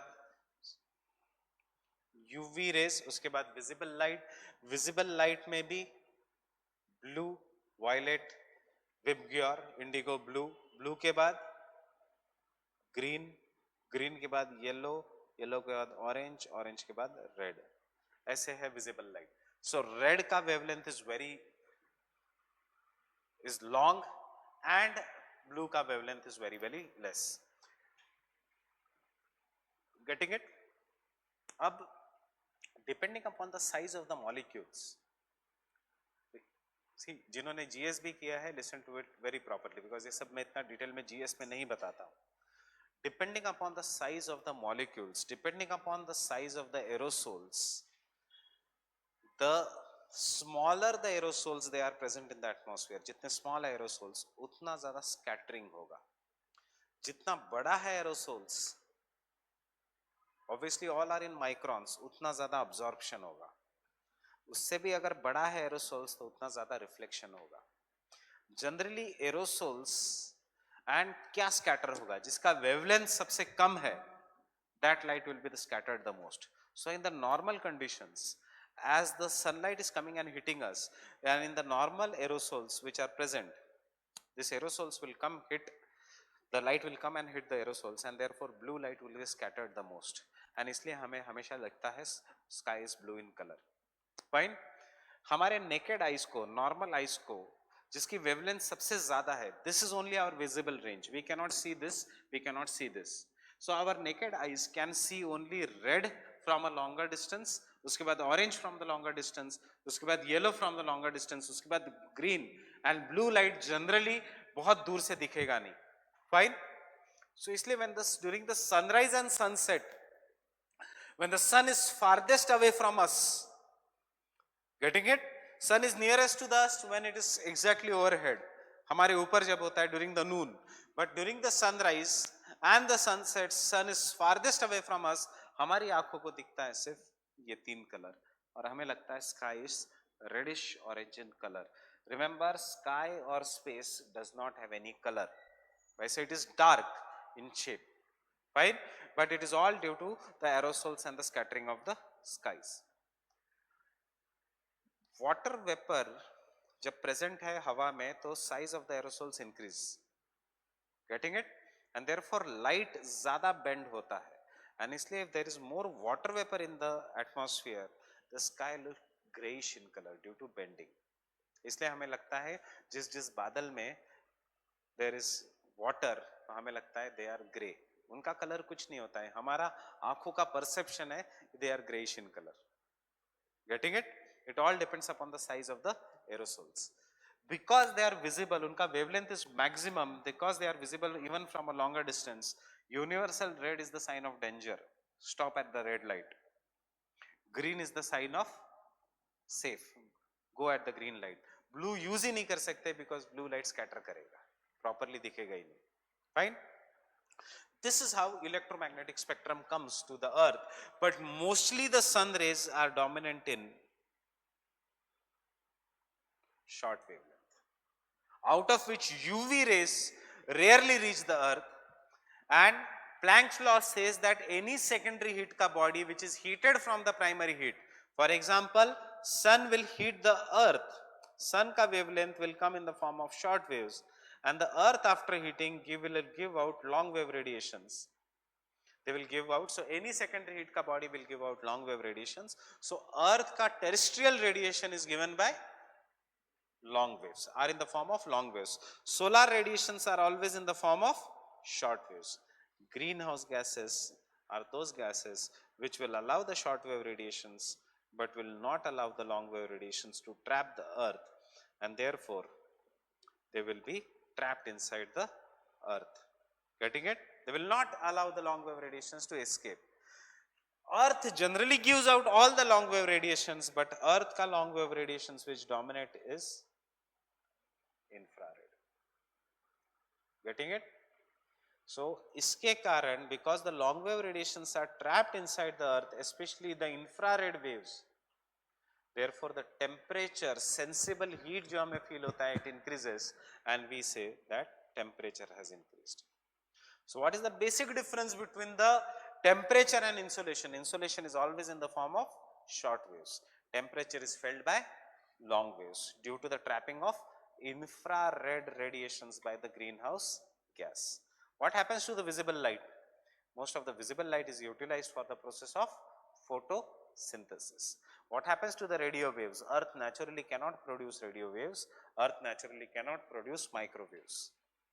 They are produced by some instruments. अगर अर्थ नेचुरली कर लेता रेडियो वेव्स तो सिर्फ रिलायंस, वोडाफोन, टाटा यही कंपनी मोबाइल की कंपनी नहीं होती. हम बात करते और हमें मोबाइल्स की जरूरत नहीं पड़ती, because radio waves have the longest wavelength, means they can travel the longest distance.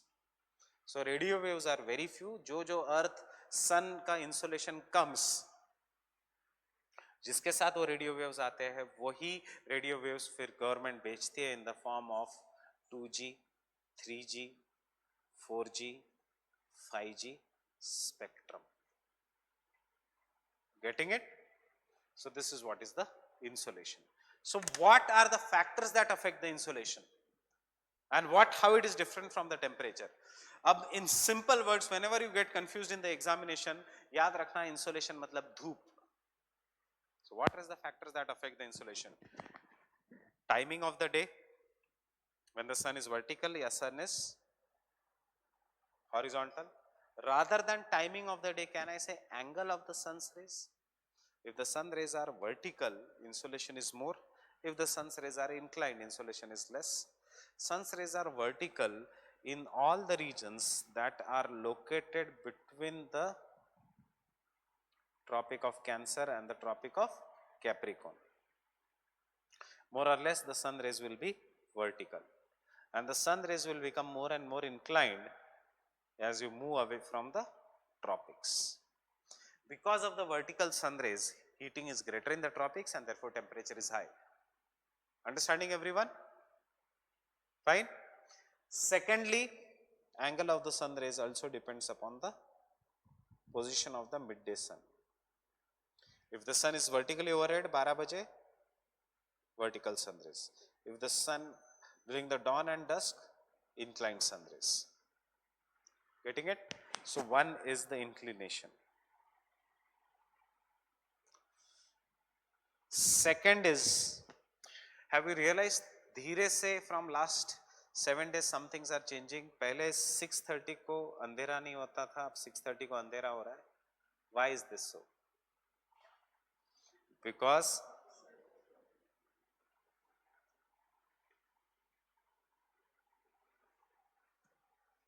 the length of the day is changing. Why the length of the day is changing? Because the sun is slightly going into the southern hemisphere. 23rd September ko what is there? Equinox. Matlab sun will be exactly over the equator. What is today? 17th September. So 23rd September के बाद अंधेरा और ज़्यादा बढ़ेगा. So second factor that affects the insolation is the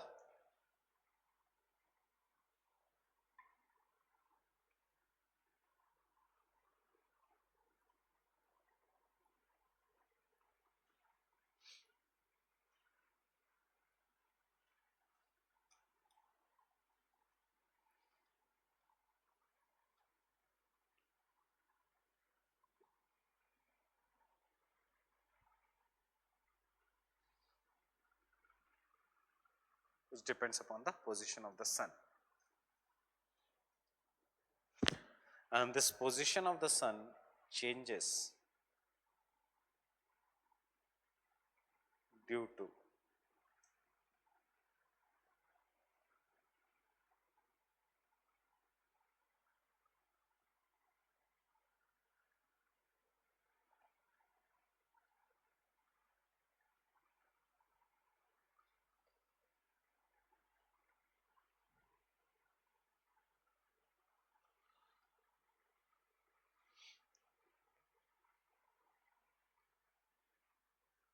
and revolution on the inclined axis.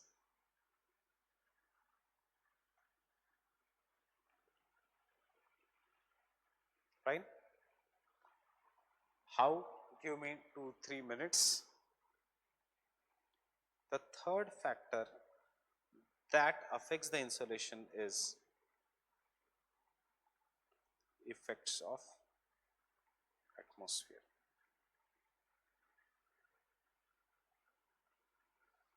In the form of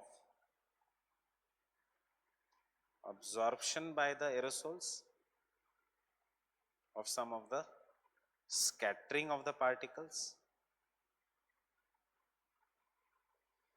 reflection,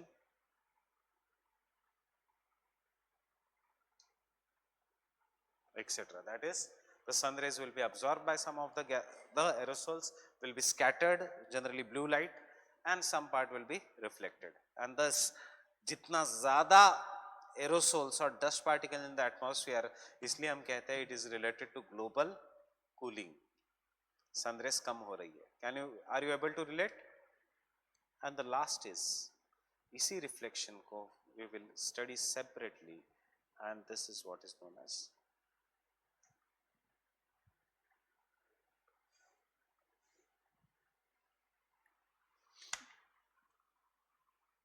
albedo. The reflective property of any substance. I am not making you write anything, just try to understand. The reflective property of any substance, when it is expressed in the terms of percentage, is what is known as albedo. That is, how much of the incoming solar radiation falls on the surface, उस incoming solar radiation में से कितना percentage is reflected back into the space as the short wave radiation only, not as the long wave radiation, as the short wave radiation only is what is known as an albedo. For example, out of 100%, अगर 86% is reflected back, then we will say 86% is the albedo. मतलब ये जो 86% which is reflected back will not take place, will not take any role in heating the earth. Heating the earth में जो absorb हुआ 14%, जो absorb हुआ which becomes the long wave radiation, this 14% will only take a part. 86% space को lost हो जाएगा. Understanding? So can I say albedo is an important factor that plays a role in the heat budget of the earth? जो substances जिसका albedo ज़्यादा है, जिसकी reflectivity ज़्यादा है, they will be cooler surfaces. चाहे वहाँ पे polar regions में there is a 6 months of day, still it will not impact. Still we say कि summers वहाँ पे are only for 15 days to 2 months, though they have a 6 months of daytime. It is because albedo of the ice is somewhere around 92%.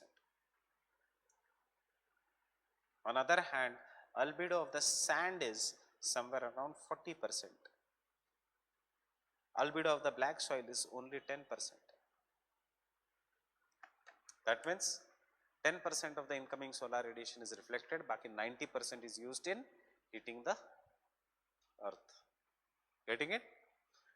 Are we changing the albedo of the earth? Are we changing the albedo of the earth? How?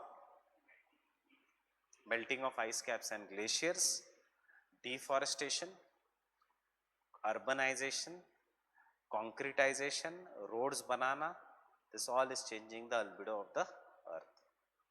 Muds को आप concrete बना देते हो, tar के roads बना देते हो which are extremely black in color, you make, and cement concrete is just like the earth. Cement concrete will absorb more, reflect less.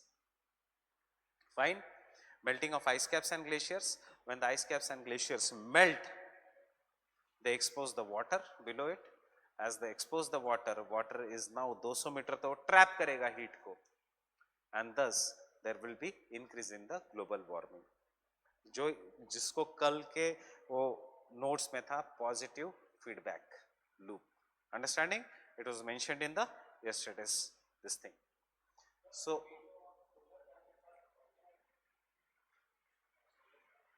albedo of the solar panels तो high नहीं होना चाहिए. Why? Because if it is high, तो फिर solar energy कैसे generate होगी? Solar energy, in fact वहां उसका अल्बिडो और कम करने के लिए उसमें कॉन्केव मिरर्स दिए जाते हैं, so that they will point it, and they are always dark black in colour, because जितना डार्क है सब्सटेंस उतना मोर अब्जॉर्प्शन, जितना लाइट है सब्सटेंस उतना मोर रिफ्लेक्शन. बेसिक कंसेप्ट जो हम कहते हैं कि इंडिया में समर्स में सफेद कलर के कपड़े पहनने चाहिए, ब्लैक नहीं पहनने चाहिए, it is all based on the albedo. Fine. Understanding everyone? So these are the 4 factors that affect the insolation. कौन से 4 factors? Inclination of the sun rays, vertical है या the inclined है, horizontal तो exactly नहीं होगा, inclined. Vertical है तो वो कम layers से जाता है, जितना कम layers और कम distance cover करता है उतना less effects of the atmosphere such as absorption, scattering is seen. Plus it is falling on a smaller area, therefore heating up a area more. If it is inclined, it will fall on the larger area. If it is vertical, it will fall on a smaller area. Inclined falls on a larger area, it has to heat up the more surface area. Secondly, jitna inclined means it is traveling a larger distance. Getting it? Or it is traveling a larger distance. इसलिए तो red and yellow के colours है. जितना larger distance उतना effects of the atmosphere in the terms of absorption, reflection etcetera. Second, length of the day. Longer the days, more the insolation and therefore more heating. Longer the nights, more terrestrial radiation and therefore more cooling. General याद रखो, more terrestrial radiation, more cooling, because अभी green house gases नहीं बढ़ाए हैं हमने. एक general geography. Third, effects of the atmosphere, and fourth is the albedo. Clear with this? Any doubts यहां तक?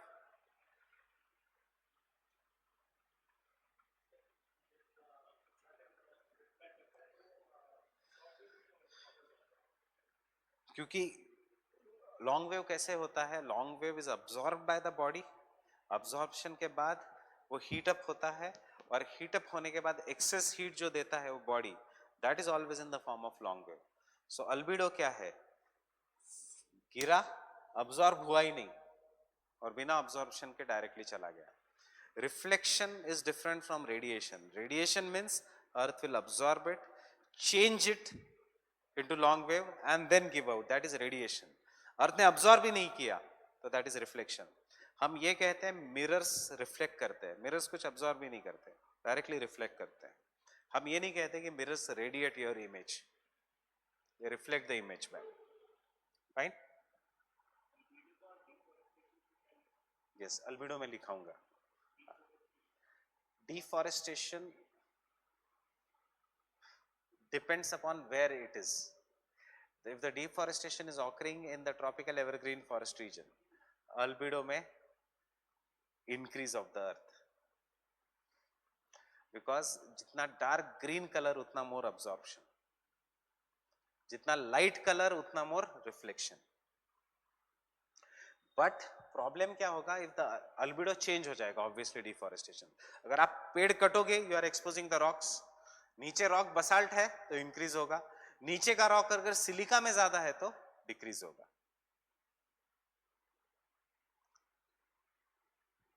Getting it? अल्बिडो इसलिए इंपॉर्टेंट है because change in the albedo results into formation of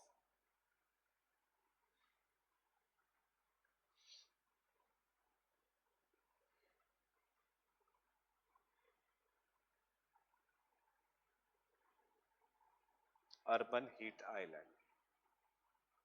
So what is this phenomena of urban heat island? The phenomena of the urban heat island is हमेशा cities का temperature will be 2 to 5 degrees Celsius greater than the surrounding countryside, and this effect is what is known as urban heat island. Understanding the basics? Clear with this everyone? थोड़ा एक mind map बन गया. So insolation.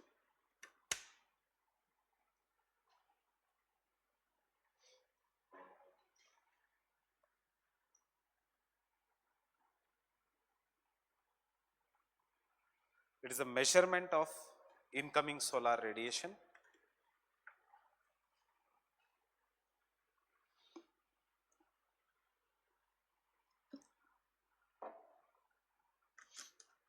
It is a measurement of incoming solar radiation expressed in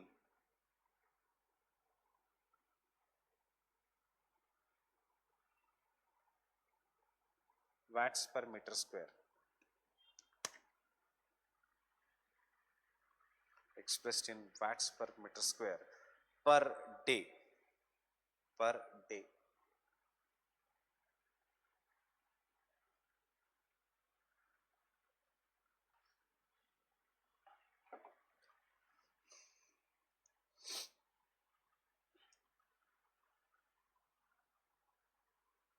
direct insolation देखो, अगर सब कुछ printed notes में होता तो नहीं लिखा था. जीएस के नोट्स तक यहां तक ठीक है. इंसोलेशन क्या है? ऑप्शनल में direct insolation is slightly different from insolation.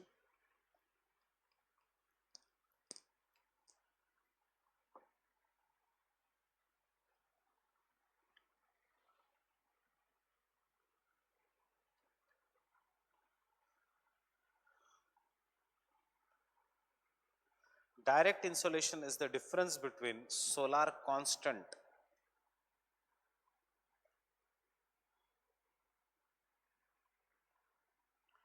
direct insolation is the difference between solar constant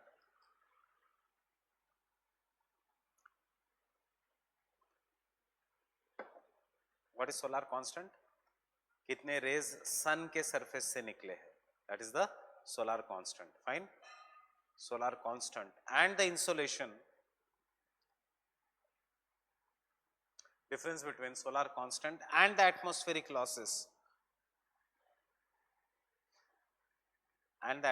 losses caused by absorption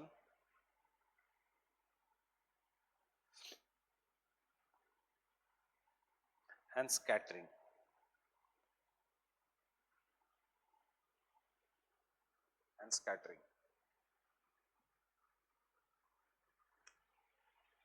क्या है direct insolation?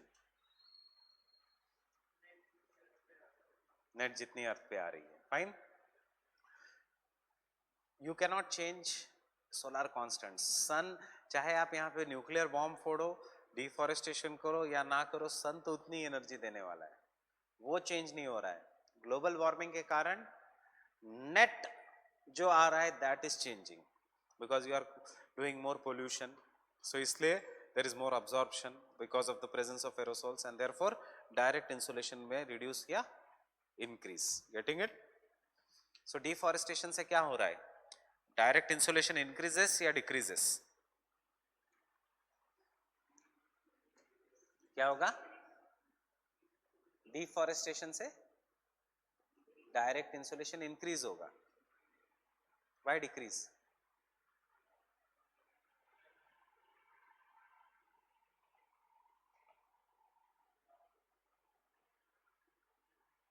Now there is no tree. Direct insolation has increased. Getting it?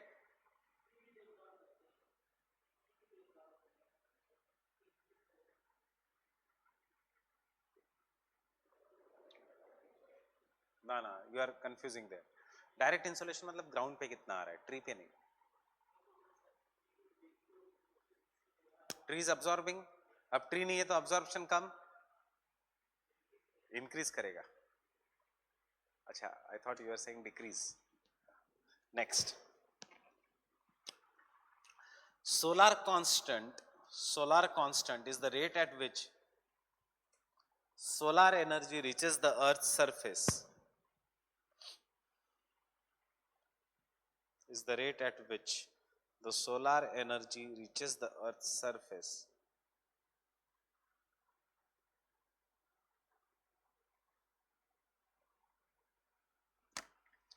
and is 1388 watts per meter square.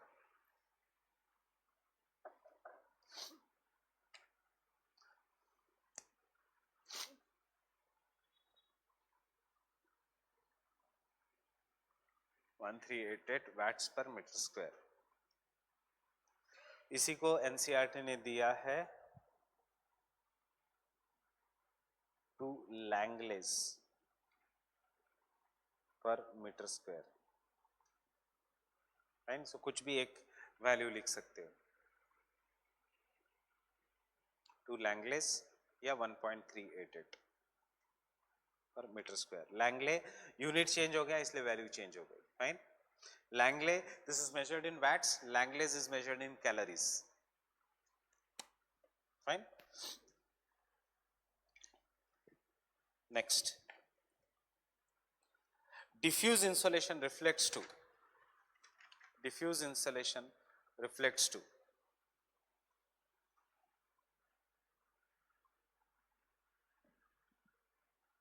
the insolation that is reflected, the insolation that is reflected in the sky, the insolation that is reflected in the sky. मतलब diffuse insolation is nothing but when you measure it from the earth you call it as albedo.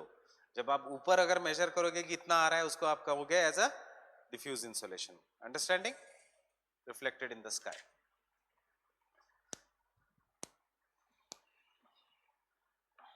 Next, point of reference फर्क है बस. कितना reflect हो रहा है from the surface, albedo. कितना आ रहा है वापस एट दैट सरफेस, तो उसको हम कहेंगे diffuse. Getting it? Point of reference फर्क है बस. Insolation depends upon numerous factors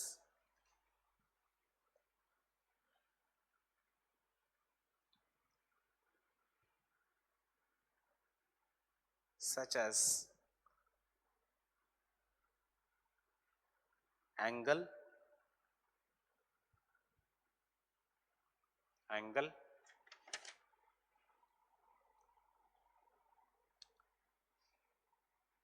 of the sun's rays, angle of the sun's rays, vertical,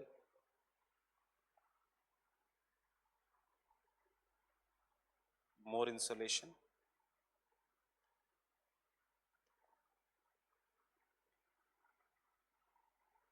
clear?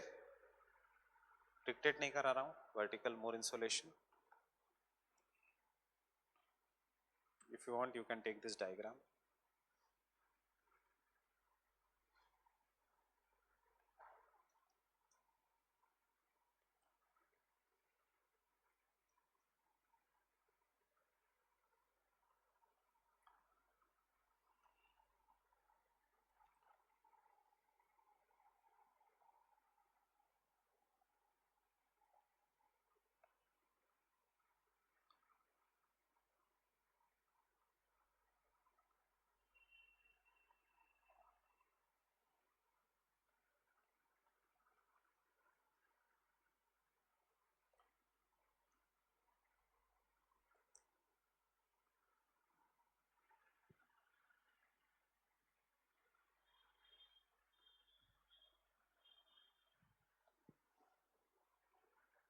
Inclined why there is less insolation? Because area बढ़ जाता है, बस सरफेस एरिया बढ़ जाता है.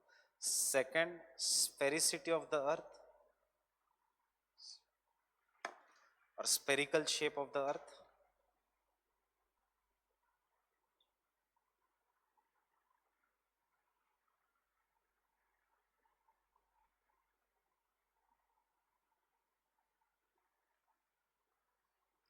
इसके अंदर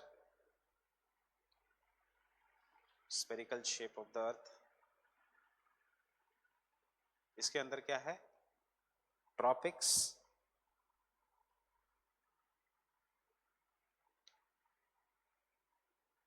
more insolation. Why more insolation?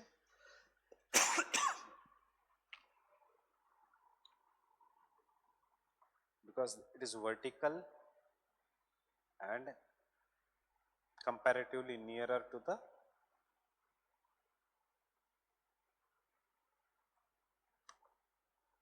comparatively it is more near to the earth, near to sun.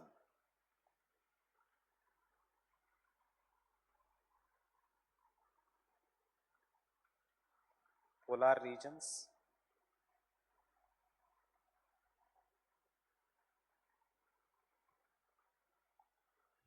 insolation is always inclined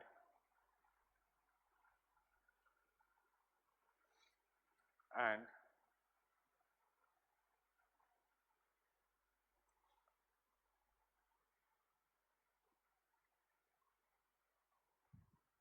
less,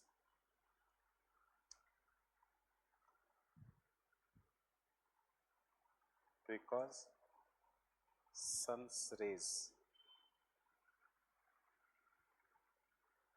travel longer distance.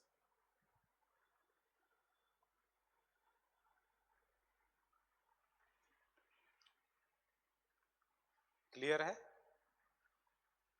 Just look at the shape. जो सन के पास है vertical, जो सन से दूर है एंगल बढ़ते जा रहा है. फाइन. इसीलिए इन द हायर रीजन्स तो 6 महीने का दिन 6 महीने की रात होती है. In that 6 months of day direct insolation बहुत कम होता है, इसलिए दिन भी ऐसे लगता है शाम के समय जैसा. It is not that very strong because there is more often diffuse sunlight than direct sunlight. Fine, that is sunlight that is lost by scattering and reflection, वो ज़्यादा है. Third,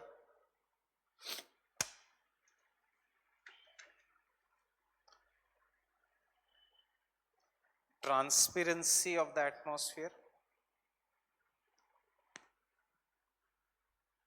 Transparency of the atmosphere.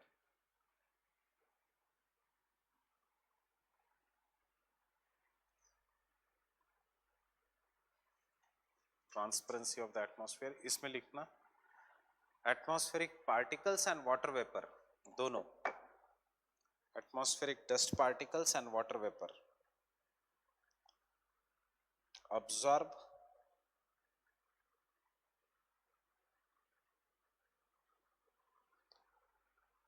reflect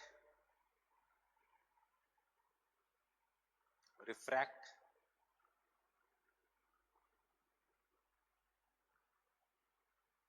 the insolation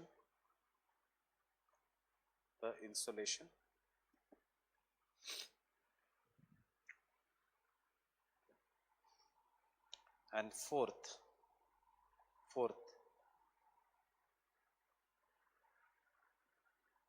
length of day.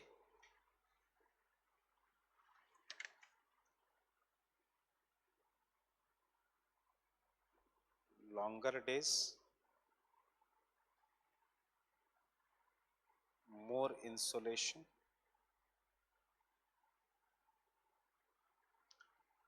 and therefore more heating.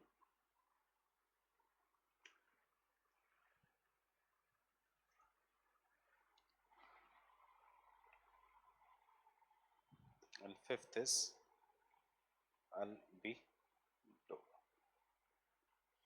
It is nothing but the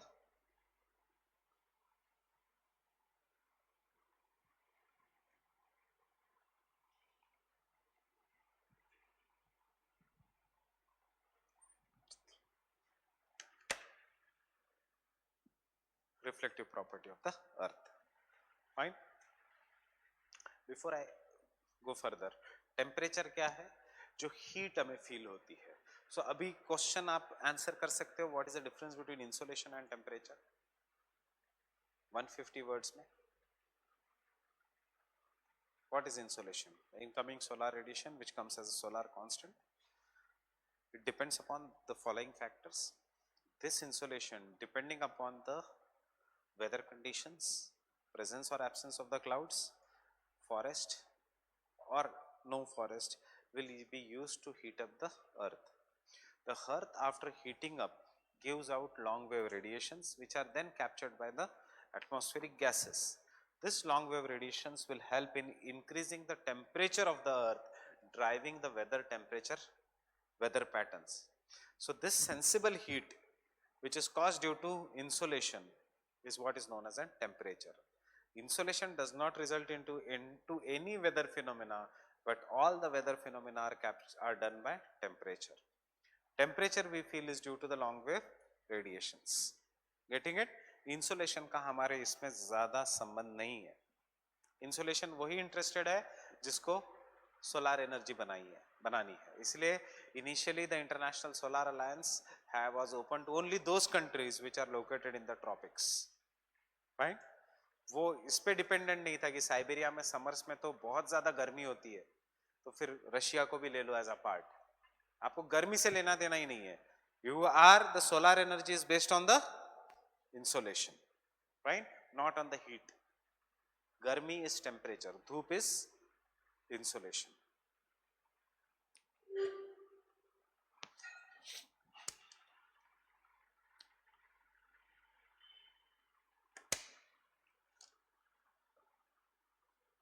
What?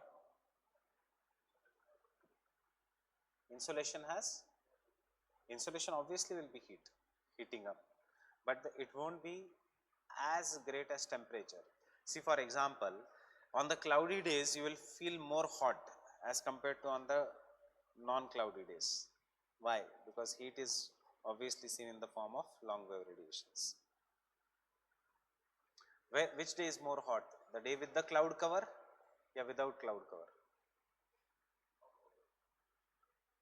With the cloud cover. Why? Because water vapor is a greenhouse gas. It traps the heat. Fine. Albedo, and do this albedo very properly.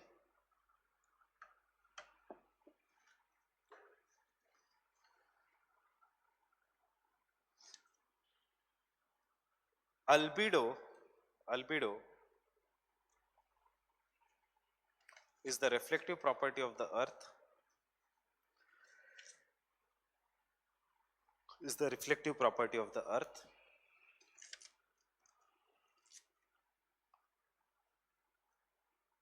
Full stop. It determines how much of insolation or incident radiation is nothing but insolation. Incident radiation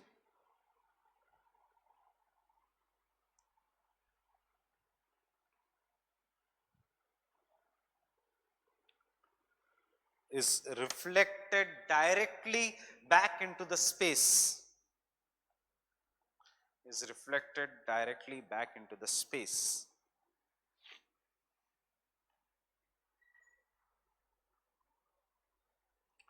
Without taking part in the heat budget of the earth.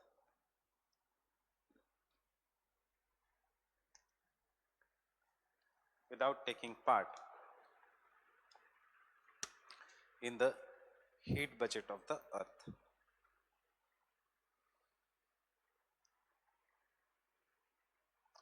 It is generally expressed as percentage. It is expressed as percentage.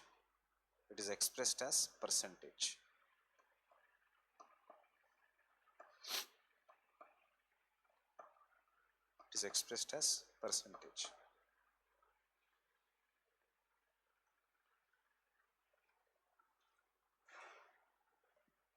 The albedo of the lighter objects. The albedo of the lighter objects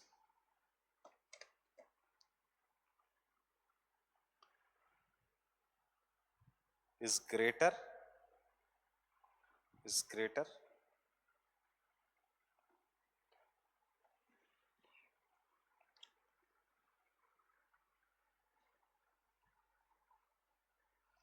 the general table of albedo is as shown.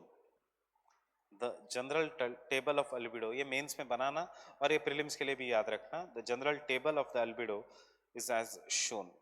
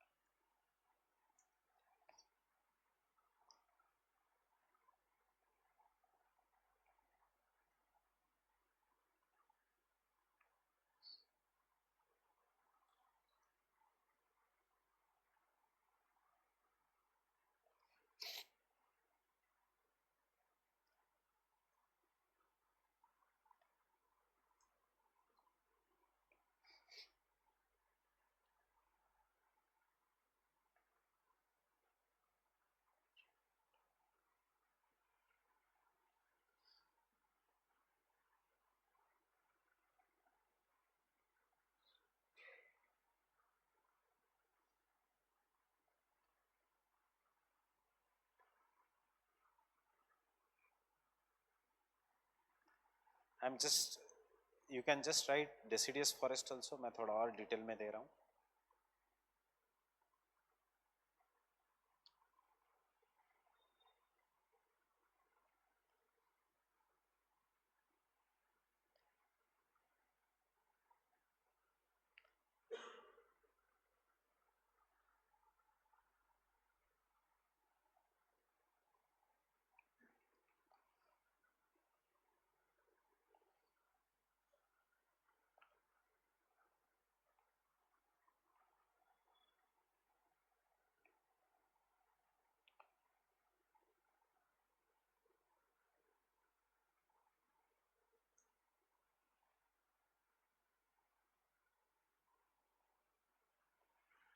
Albedo will go on decreasing.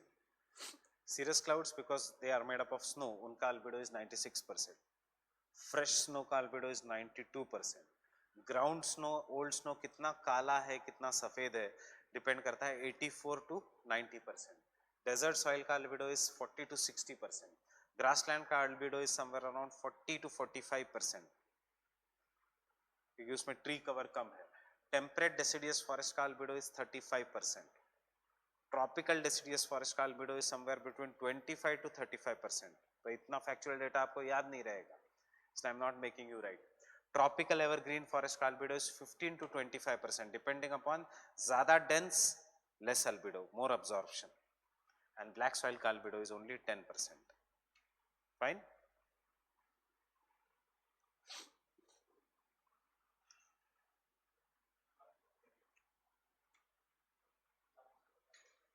Clouds का general 27%. Depending upon कौन सा cloud है वो very करेगा. 94 to 10% cumulonimbus. So क्योंकि clouds will change color with the height. Next, this variations in the albedo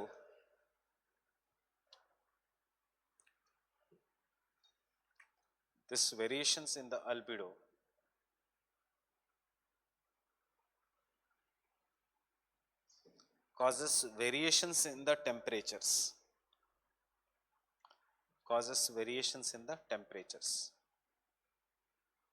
Understanding? क्यों variations in the temperature? जितना absorb हो गया उतना heating, and heating is temperature. In general the albedo of the earth, in general the albedo of the earth goes on increasing from equator towards the poles,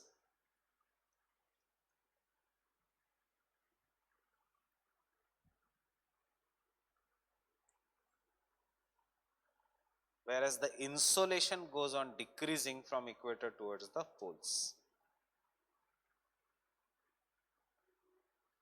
Insolation goes on decreasing from equator towards the poles.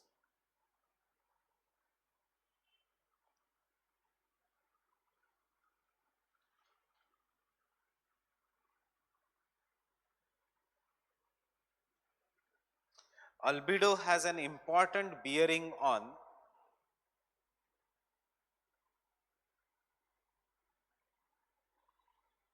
global pressure belts,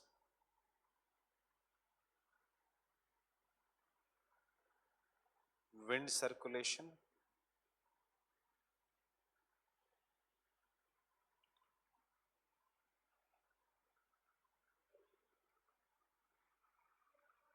global pressure belts, wind circulation, and oceanic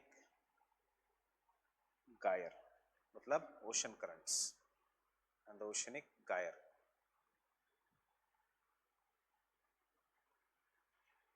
And therefore, due to the melting of ice caps and glaciers,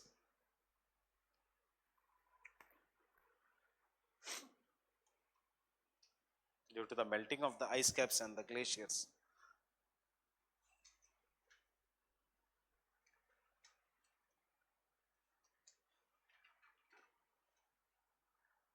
as the albedo of the earth is decreasing, as the albedo of the earth is decreasing,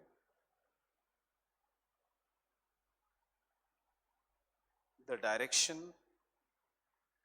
and the intensity of the winds is changing.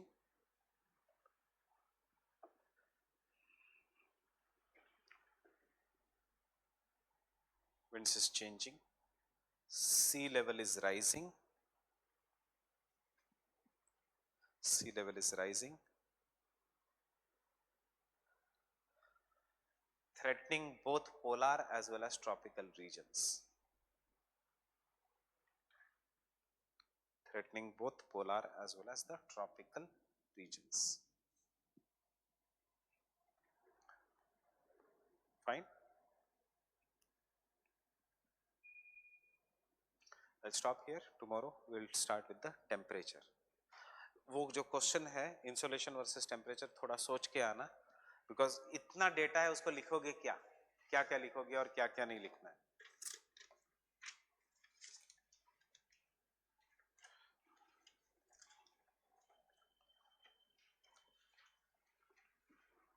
I'll also give the landforms ka handout tomorrow because it is now ready with me.